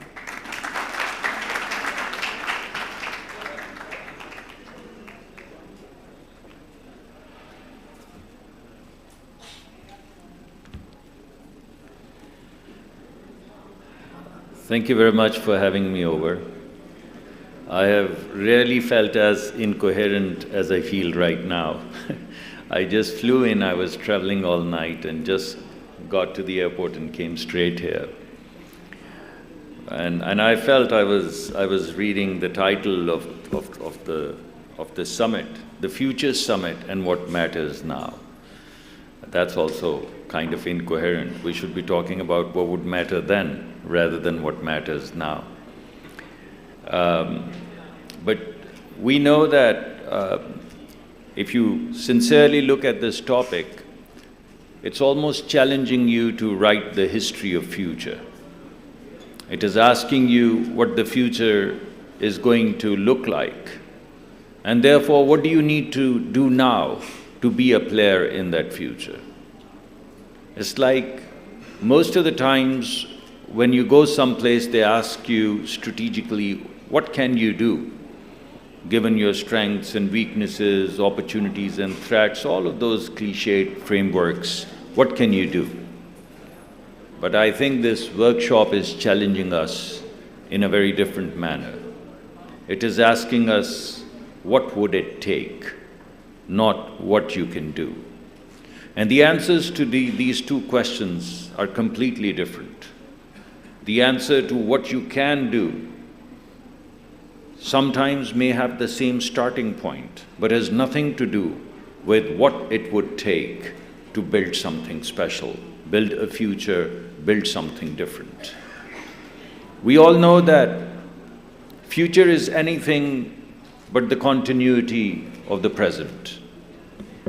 Future is discontinuous. We've repeated.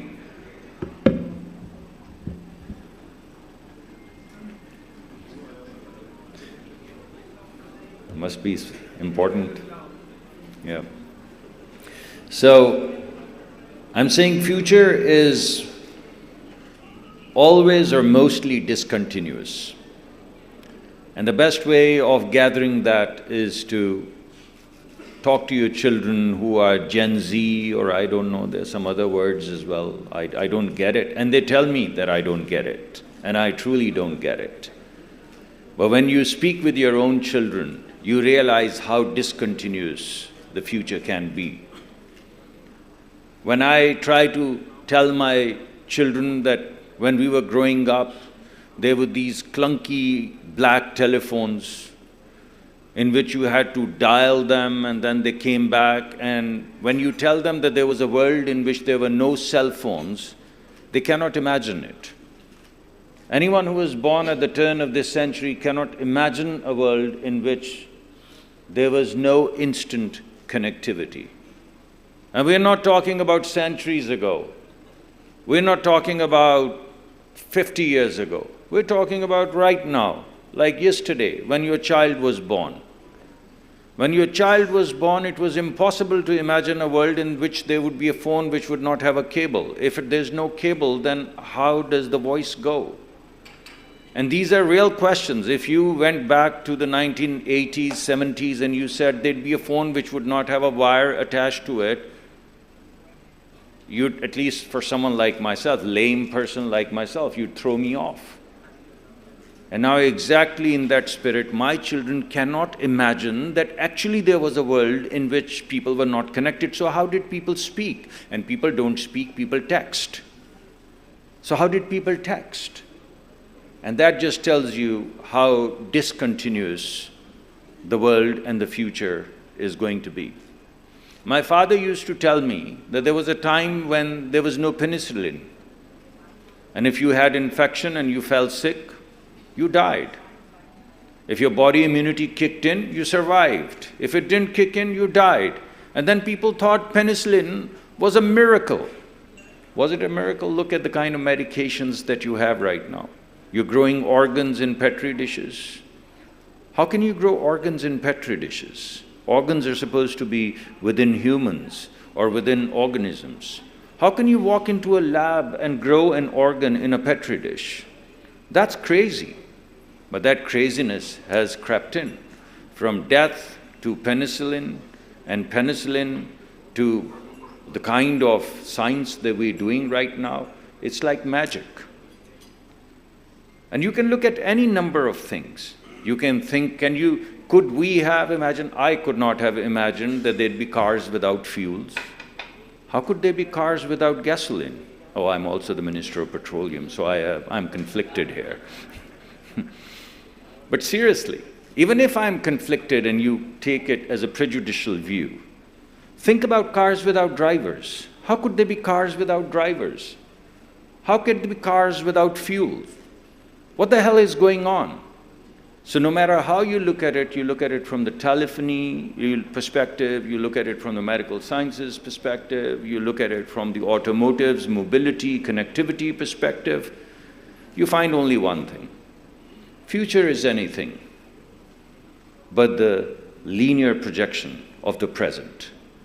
So if all of these discontinuities have come about within the time frame in which your youngest or the oldest was born to date, which was just about yesterday, you got out of college, you got married, you went to the hospital, you pulled the kid out, you didn't know how to fit the car seat, and now look at them, and they tell you, you don't get me. And they're right, I truly don't get them. But they're not going to get it either. They are also not going to get it. And that's the genius of the future. So the future has to be built based upon something resilient. And that resilience is what we need right now. Resilience now for a future that we don't know jack about. Because that's what it is. People who are in, what year is this? What year is this, sir? 2024, 25, some year like that. People who are going to graduate now are going to retire in 45 years. We don't know what 5 years are going to look like. How are these kids going to figure out? And these are not the kids born now. Kids born now would retire in 65, 70 years. I'm talking about people who are graduating now. They're going to go on till God knows 40 more years, 2065, 75. We don't know what 2030 is going to look like. I'm just coming from the kingdom of Saudi Arabia, and they have a vision 2030. We don't know what 35 is going to look like. And they're going to retire in 45 years. So our only hope in hell is to build resilience in our system. If you look at The present now, all of the things that I'm talking about, things that I've alluded to, they're primarily grounded in 4, 5, 6 platforms. And I'm not going to pretend that I'm exhaustive about them or I know these platforms. But it's very clear that biotechnology is going to change the way we think about life and death. And many people believe that death would be treated as a disease. I think, and I hope we'd be more graceful and gracious and let go. But having said that, there are scientists, there are people who believe that death is going to be negotiated in petri dishes. We are already kind of having designer babies. You can already do gene manipulation to have certain kind of attribute in your baby. That's already happening. So, very clearly, with this biotechnology, our sense of life, illness, death, all of it is going to get negotiated at some point in time.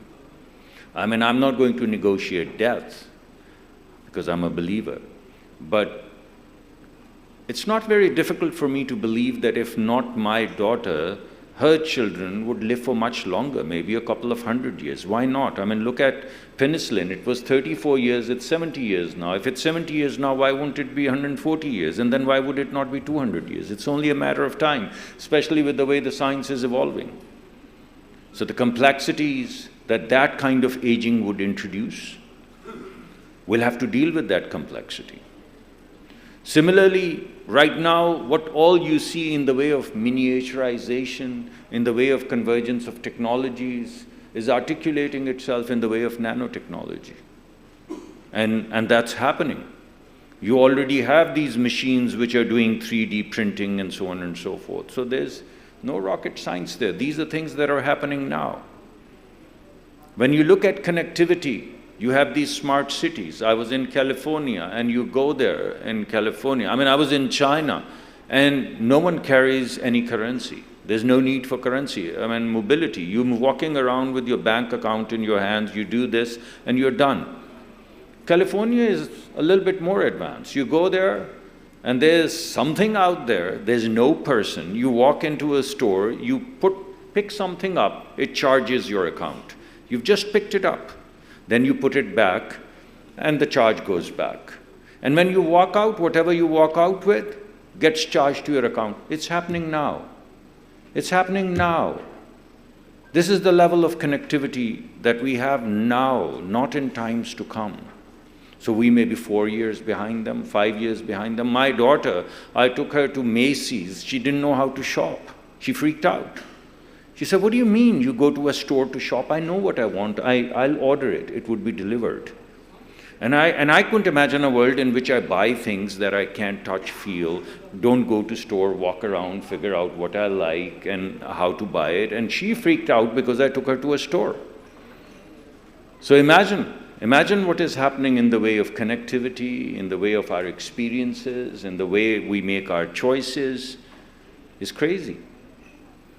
And then I'm not even going to begin to talk about the artificial intelligence. I hope we don't run into another cold, long winter of artificial intelligence, because we've run into it 3 or 4 times. But it appears that we are on to something right now, probably not cognition, but we are on to figuring out patterns in a very different way from the way in which I learned statistics and prediction. Very different way. They're not using variables to predict. They're looking at patterns and walking them backwards. I mean, it's interesting, isn't it? A whole different way of figuring things out. So all of this is happening as we speak now. And as I said, we don't know what the future... I'm scratching my head because I wanted to scratch, but also I'm scratching my head for the future. I have no idea what it's going to look like. But I have one idea that I'd like to present to you. I'd like you to know that no matter how far back you go, there's no biotechnology without biology. Not possible. There's no nanotechnology without physics. Not possible. There's no computer science without math. Not possible. So these basic, the building blocks, what I call resilience, is in your education. You don't have education? This is a fiction book. This is science fiction. You may as well read a chapter in some storybook that as Pakistan moves forward, there would be nanotechnology, and we have these incubators, and we have these innovation centers, and we have all of these things that we talk about. What about the dropout rates? What about the school enrollment rates? What about the completion rates? What about the quality of higher education? What are we talking about? Are we joking? Do you know how many kids don't finish 5th grade education? This young man knows. He's written books about it. Kids who don't make it to school, ever. And here, we're talking about future and what matters now. This is what matters now.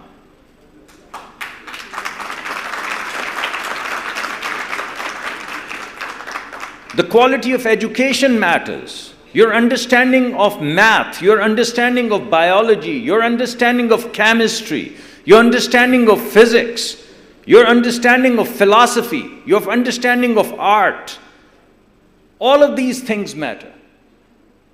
Creativity is not science. Science is needed as a building block. Creativity is horizontal and diagonal. It comes from integration of all of what history teaches you, what art teaches you, what aesthetics are, how you mix them with science, how you imagine. How do you teach someone how to imagine? By teaching them math? Probably not. So it's an integrated view. And we talk about the universities, university education. I mean, when you talk about biotechnology, you're not talking about 3rd grade education. You're going to talk about university education. And lots of people talk about university education. What is higher education without general education? Tell me. How are you going to compensate for 12 years of garbage in 4 years of college? So you'll have to go back to build that resilience. And that resilience is in education. So every kid dropped from college, from school, every kid not enrolled, every kid not making it to 5th grade education is a loss of future.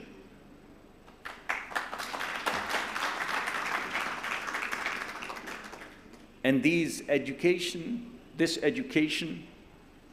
is grounded in poverty, is grounded in communities, is grounded in healthcare systems. The biggest cause of regressing into poverty is illness. The biggest cause of regression into poverty. It takes you 2 generations to pull yourself out, and then 1 episode of illness, and you've regressed back 2 generations. That cow, a herd of sheep, all that you had for your livelihood gone. If it's a daughter, you let her go. If it's a boy, you sell. But look at what kind of future we are building. These are empirical truths. So my friends, if we're going to talk about the future, paradoxically we'll have to talk about now. And because we don't know what the future is going to look like, we're going to build resilience now. And the resilience is not unidimensional. Education may be single most important vector, but this education is grounded in the community, grounded in healthcare system, grounded in rights of the people.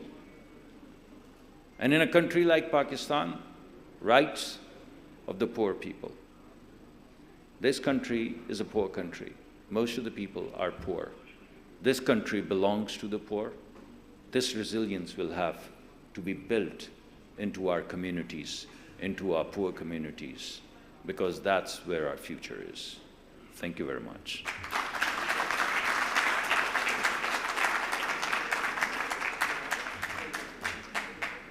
Thank you, Senator. The future needs to be based on resilience, and the quality of education is what matters now.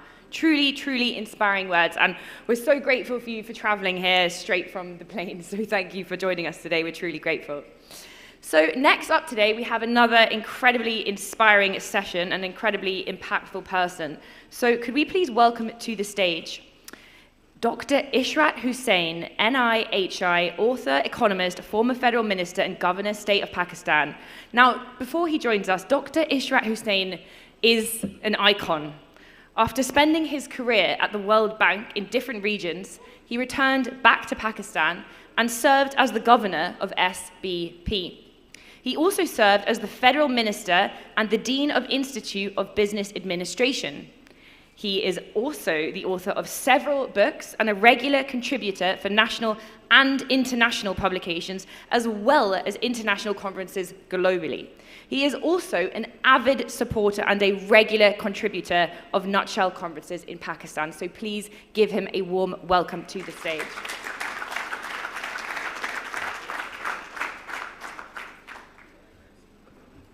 Bismillah ar-Rahman ar-Rahim.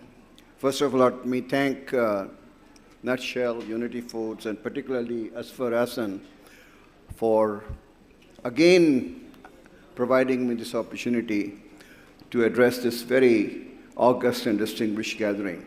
It's always a pleasure to come and attend and listen to the conversations which take place on these conferences and summits. And this has become a feature which I look forward to. So I want to congratulate you for continuing this tradition. After my friend Musaddiq Malik's speech, I don't have very much to add. He has already said what I was planning to emphasize in my few minutes of discourse. I think the topic is very pertinent. If we have to embark on a journey for the future, we don't know the destination, but we have to prepare ourselves today in order to embark on the journey. Is it a hiking? Is it a skiing? Where is it sailing?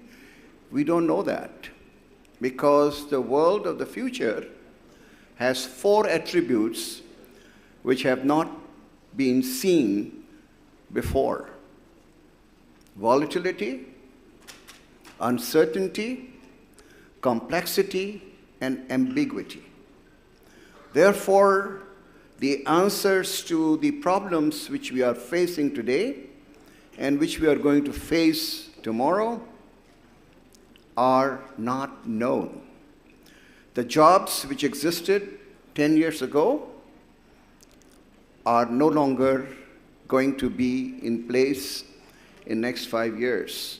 And what kind of new jobs we are going to have in the future with all the AI, quantum computing, robotics, biotechnology, we just have no idea at all. Not only the technological advances are making our lives difficult and complex to predict for the future, there are other areas of concern.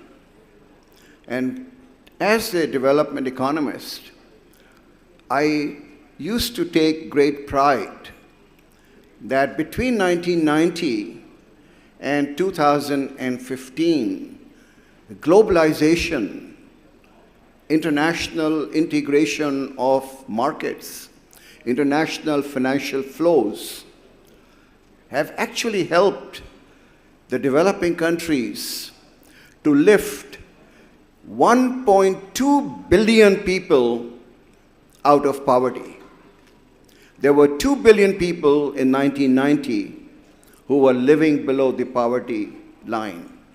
By 2015, and a lot of people don't realize that the Millennium Development Goals, which ended in 2015, the highest success factor was poverty, because we exceeded the target for the poverty reduction. The living standards of the poor countries really went up. Life expectancy, infant mortality, maternal mortality, adult education, literacy rates, you look at all the indicators, and all those indicators actually were quite impressive. But come 2016, and we have a different ball game altogether. And we have now a new president who laid the foundation for this, what I call as the inward-looking strategy. MEGA, Make America Great Again.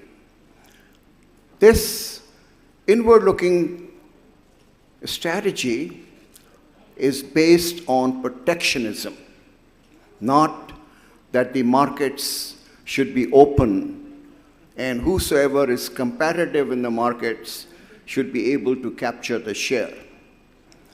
We have been taught by the Western countries to open up our markets to integrate with the rest of the world. But when it comes now that their shoe is pinching, there is a movement all over the Western countries to ban, to impose tariffs in order to discourage the goods and services of the developing countries reaching out to the Western world. This deglobalization, this protectionism, this recourse to industrial policy is going to make our lives very difficult in the future. Then you have the climate change risk. Pakistan is not an emitting country, but it is a vulnerable country. Its food, energy, and water nexus depends on the glacier melting in the Himalayas. There are 3 mountains which all combine in Gilgit-Baltistan and which are the source of our water usage. Indus River gets all its water from there. The floods, the droughts, the torrential rains, these are just going to completely eliminate the existing patterns of agriculture. We haven't done very much in order to develop the heat-resistant, the drought-resistant, and the pest-resistant varieties. We haven't done anything on conserving water. We are still wasting 50% of our water through this irrigation canal system, which is actually flooding some of the land and creating waterlogging, while the tailenders, who are the poor people, are deprived of water. So climate change, and the last reservoirs we made was in 1973 with the completion of Tarbela Dam. So we have only Tarbela and Mangla, and we don't have the water reservoirs in order to capture that and release it during the winter season. The third element, which can be positive for Pakistan, is the demographic changes taking place. Pakistan has a youth bulge. We all know this has now become a very pat topic all over. But Japan, which was ethnically pure, a monolithic country which avoided the foreigners to enter for immigration purposes, is now a fertility decline of 0.7% every year. 2 adults have to support 1 old person. They have now opened up the doors to the developing countries in order to supplement their labor force. Korea, having done wonders during the last 40, 50 years, has also been struck with the shortage of labor. And those of you who know economics, there are only 2 elements for sustained growth: labor and labor productivity. So if labor is declining and labor productivity is stagnant or even on the downward slope, the countries will not be able to grow. Germany now is the third new entrant to this demographic change. This is the engine of growth for the rest of Europe. After Brexit, Britain is no longer part of this European Union, and France has not done as well as people were expecting. Therefore, most of the development in Europe has been through Germany.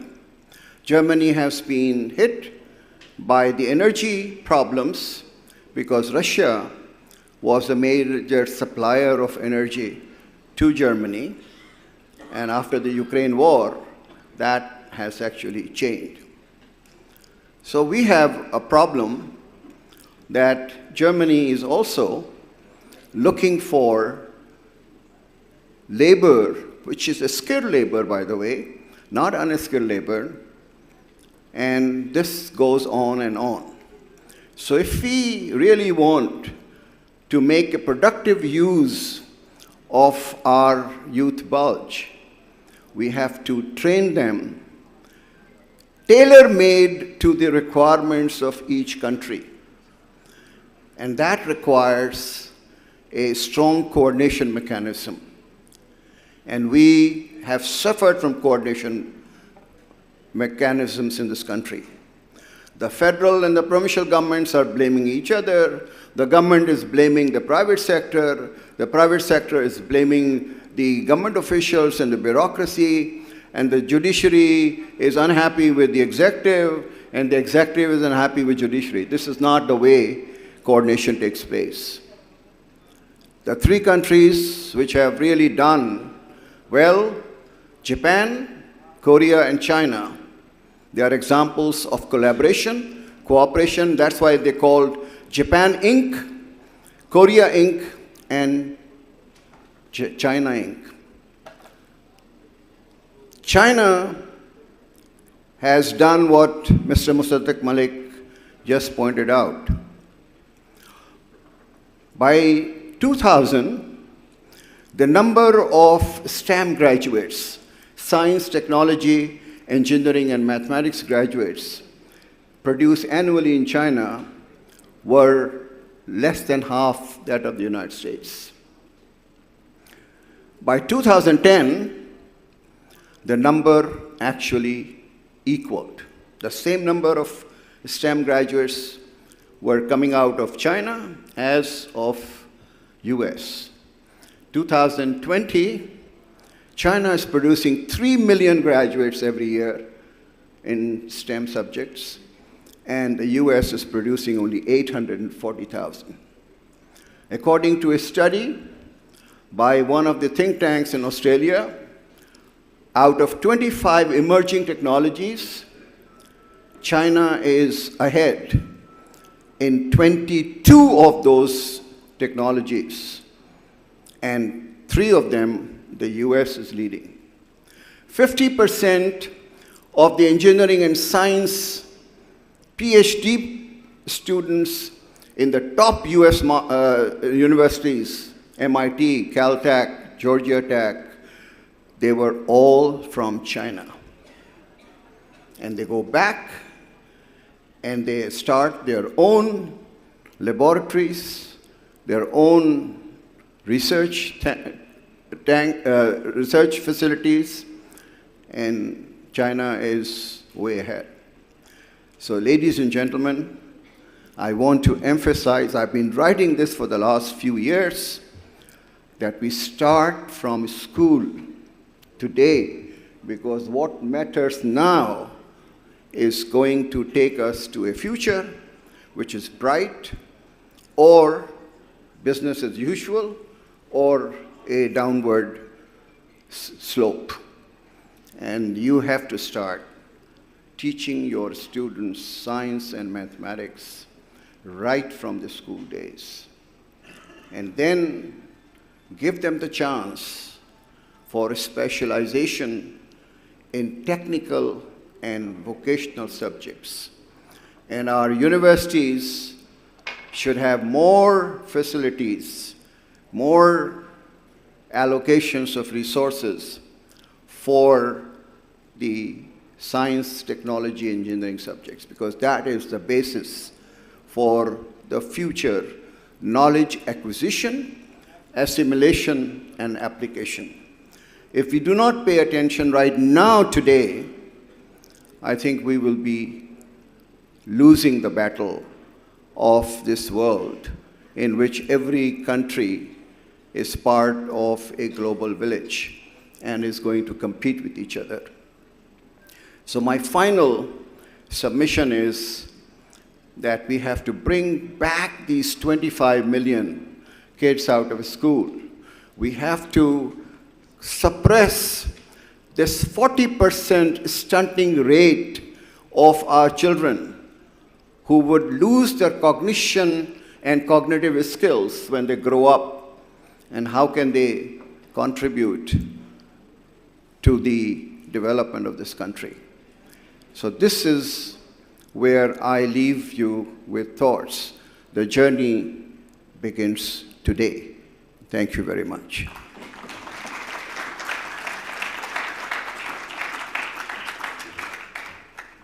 Thank you so much to our session chairman, Dr. Ishrat Hussain. You truly are an icon, and we are so grateful for your contributions to Nutshell conferences, so thank you. We start from school today. That is what matters now.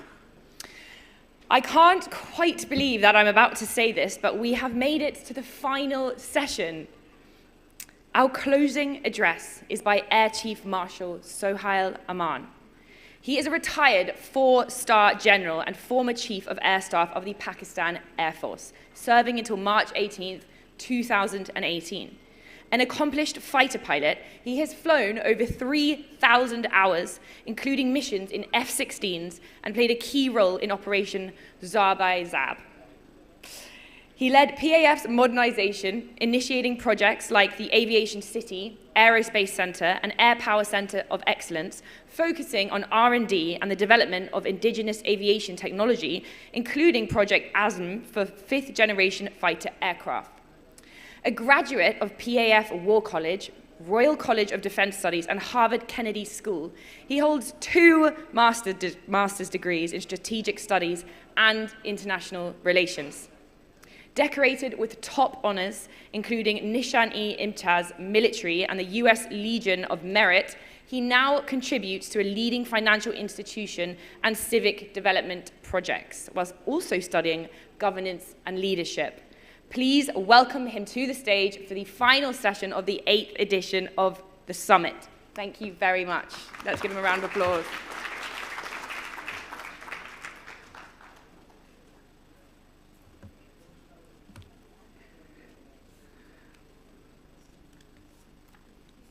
Bismillah ar-Rahman ar-Rahim. Ladies and gentlemen, we are such honored here to have Dr. Ishrat, Madam Shamshad. They're the icons of this country, and they've contributed so immensely. Madam and sir, we're very grateful for your contributions to this country, and we are really very, very proud of you. Thank you so much. Ladies and gentlemen, let me congratulate all of you here for a downpour of 2 days continuous intellectual activity. You endured through it, you went through it, and let me say that very, very honestly.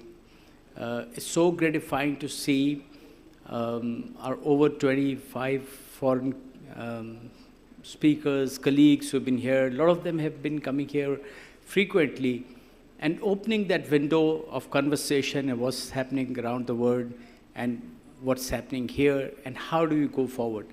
Believe you me, the kind of questions which were asked in the last 2 days showed a complete clarity in the corporate, public sector, and the government officials of what's wrong, what needs to be done.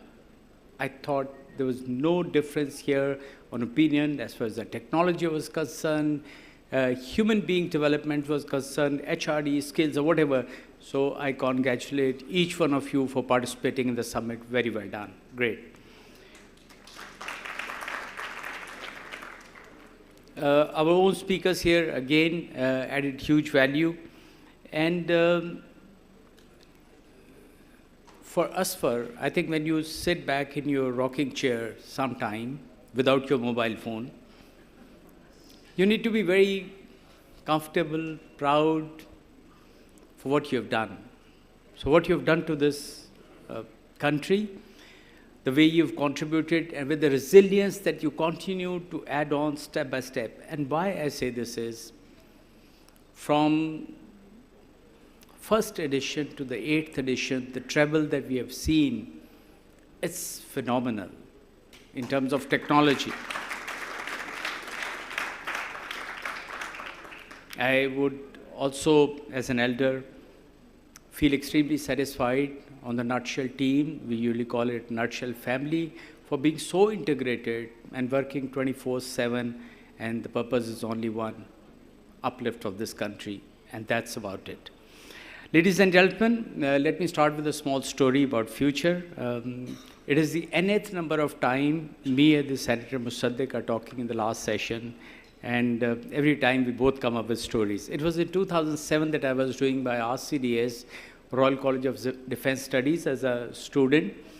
And we were taught, this is the highest seat of learning on defense. We were taught about the world crisis and what will China be in 10 years and what will be Iraq there, if you remember the 2007. And we studied, and this is the highest seat of learning, and we had professors from the best universities of the world.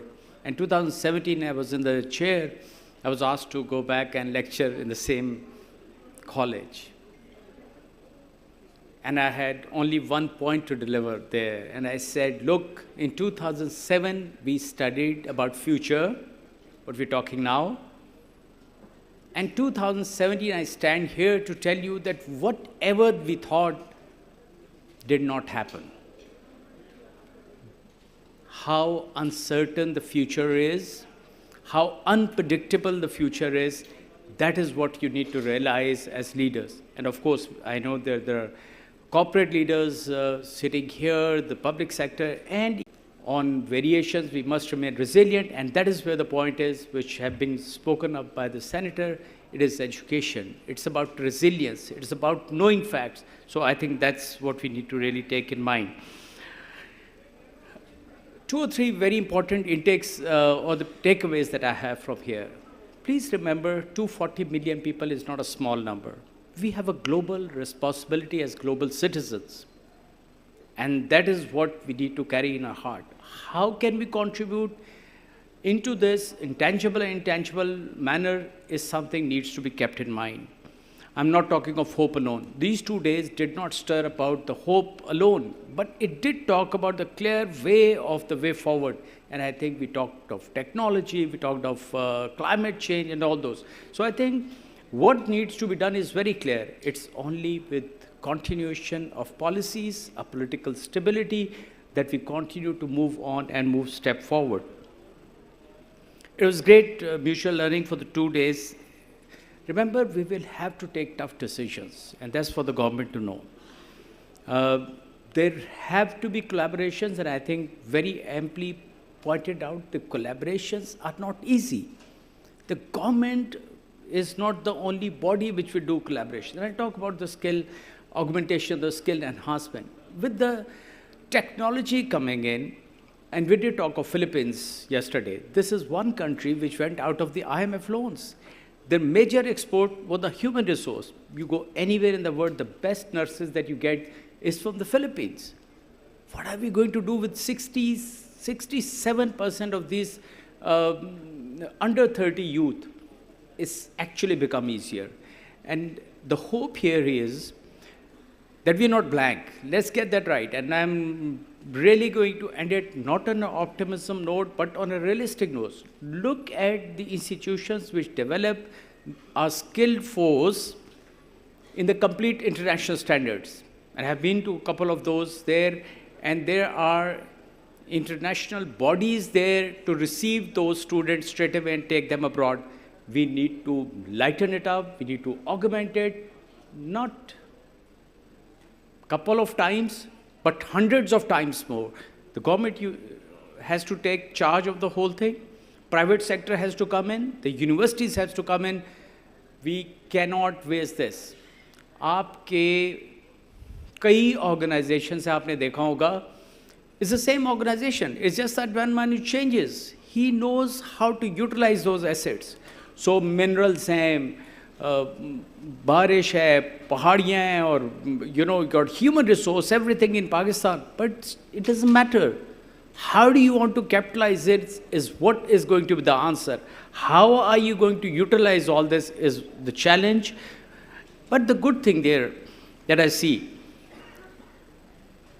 we did talk of economic turnaround yesterday. With bit of political stability spell that we have, we saw the finance minister was here, we saw the current deficit being leveled off, we saw the inflation coming down. What period are we talking about? Please remember, ये हमारा मुल्क है, इसको हमने ठीक करना है. We cannot expect and we should not even think about somebody coming and fixing it up for us. These are our issues. We have the capabilities, we have the right people to understand. We really need to integrate. So you have a finance minister who is completely a private sector man, and he decides to take up this challenge. And we met a couple of times and he says, yes, I will fix it. Now that's the kind of spirit, that's the kind of jazba jo dil mein hona chahiye ki usko kar rahe. Similarly, I think we talked of digitalization. Who is the secretary, MOIT? Again, a competent corporate man, Zarar, and he decided to do it. And he said very clearly, I know that I won't get anything out of it personally, but I have learned all this during my times and when I was abroad, and I want to fix it. Now, ये जज्बा है जो लेके आगे चलना है कि मुझे अपनी capacity के अंदर किन-किन चीज़ों को ठीक करना है. This is collaboration. This is where the public and the private sector get together and move the country forward.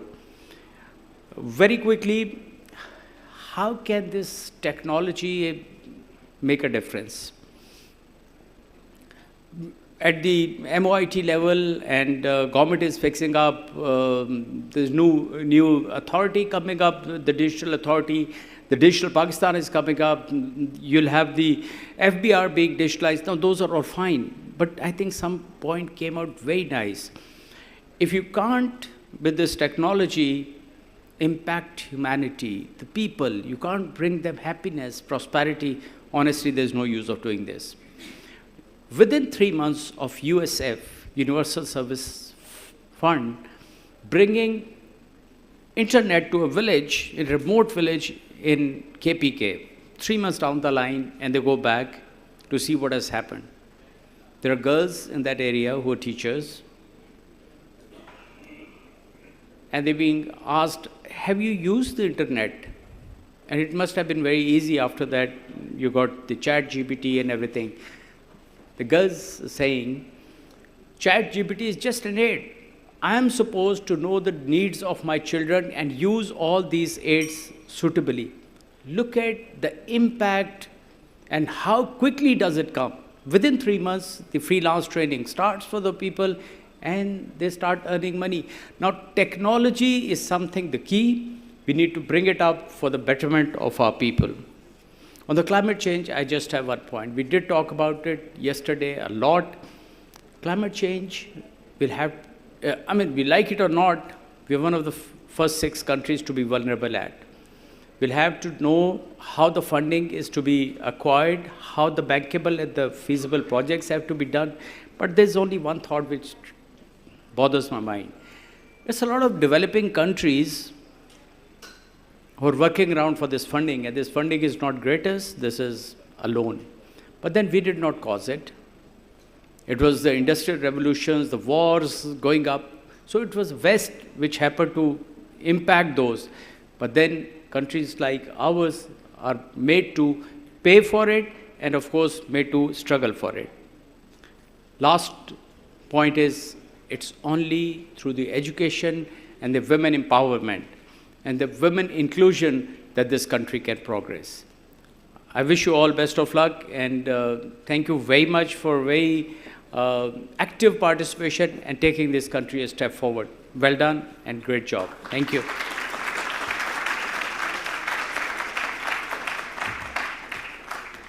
Thank you so much to Air Chief Marshal. And the souvenirs will be presented by Senator Dr. Musaddiq Malik, the Federal Minister of Energy for the Petroleum Division, to give the souvenirs to the guests. Pardon?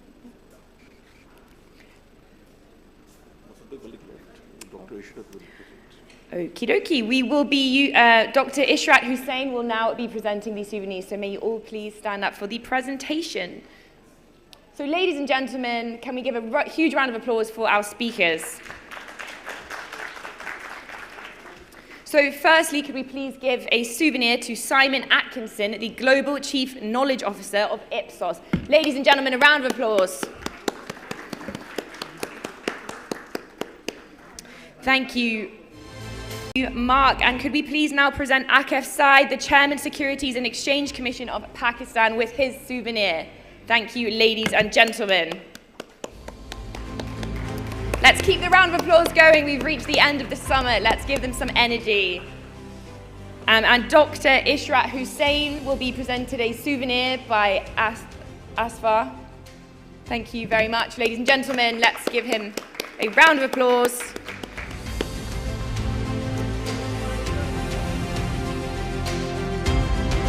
And Air Chief Marshal Sohail Oman, would you please join us on stage for the souvenir?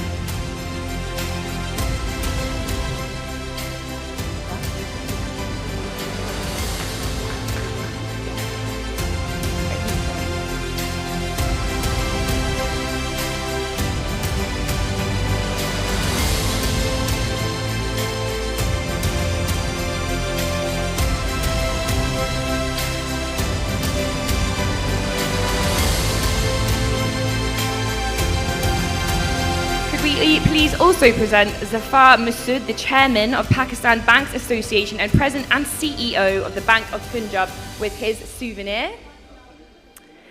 And Adnan Rizvi, the Managing Partner of KPMG Pakistan. Can we please give him a round of applause?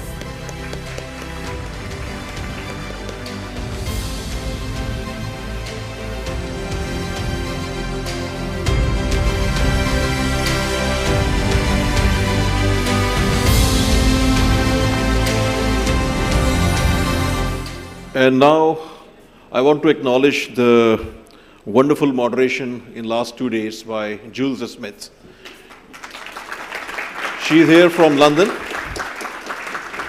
We met first time in Riyadh and then we became friends, and I invited her to Pakistan. I informed her that Pakistan is a land of opportunity. You should explore Pakistan. Now finally she is here. She's in love with Pakistan in the last 48 hours, and now she's here for next 48 hours also. So Jules, please receive your book from Dr. Ishrat Hussain.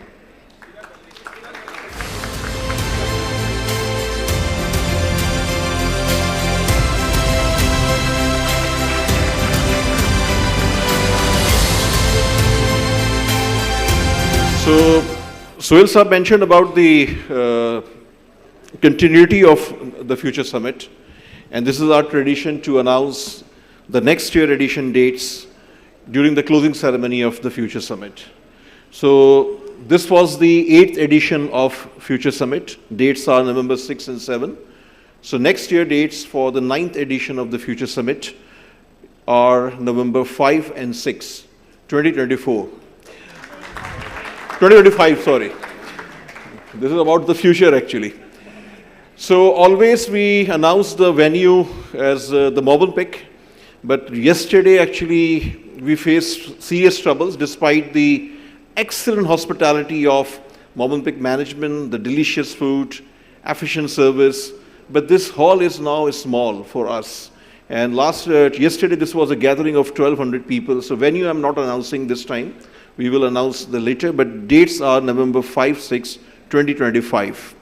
So my closing remarks is that I'm again grateful to all our speakers, all the speakers from Pakistan, all the speakers from outside Pakistan, our friends from different countries, our partners, our supporters, our collaborators, and most importantly, the wonderful audience here from all over Pakistan and other countries. I also want to acknowledge the wonderful efforts by our co-host, Unity Foods Limited, Farooq Hameen, Amir Shahzad, Nagin Rizvi. Nagin is here. Nagin, please join us here. So this is a wonderful collaboration every year since last 3 years in Karachi and Islamabad. And I want to acknowledge, without any formality, the best team in Pakistan, which is actually the Nutshell Group team. And I want to invite all the team members of Nutshell to please join us here. All the team members, please, you join us here. Not only the management, but also all the team members. Please join us here.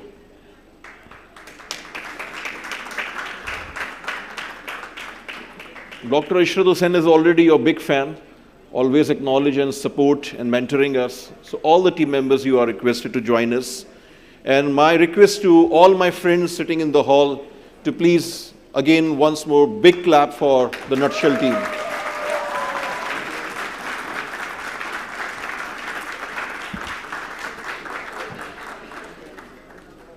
आगे तो चले हैं, कुछ लोग नीचे आ जाएं, कुछ बच्चे नीचे बैठ जाएं.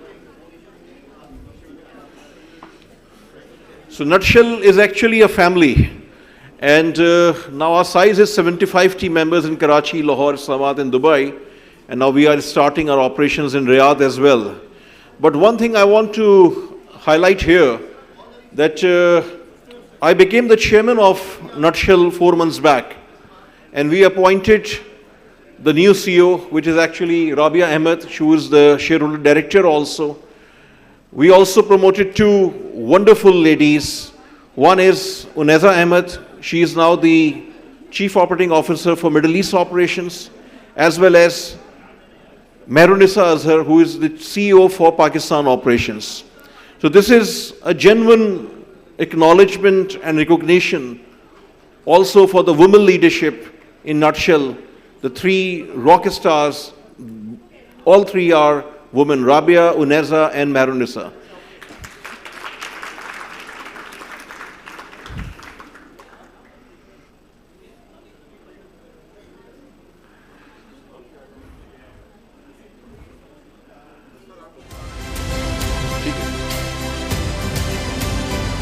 Thank you everyone, and the tea is ready. Now I'm joining the group, and all of you are requested to enjoy your tea.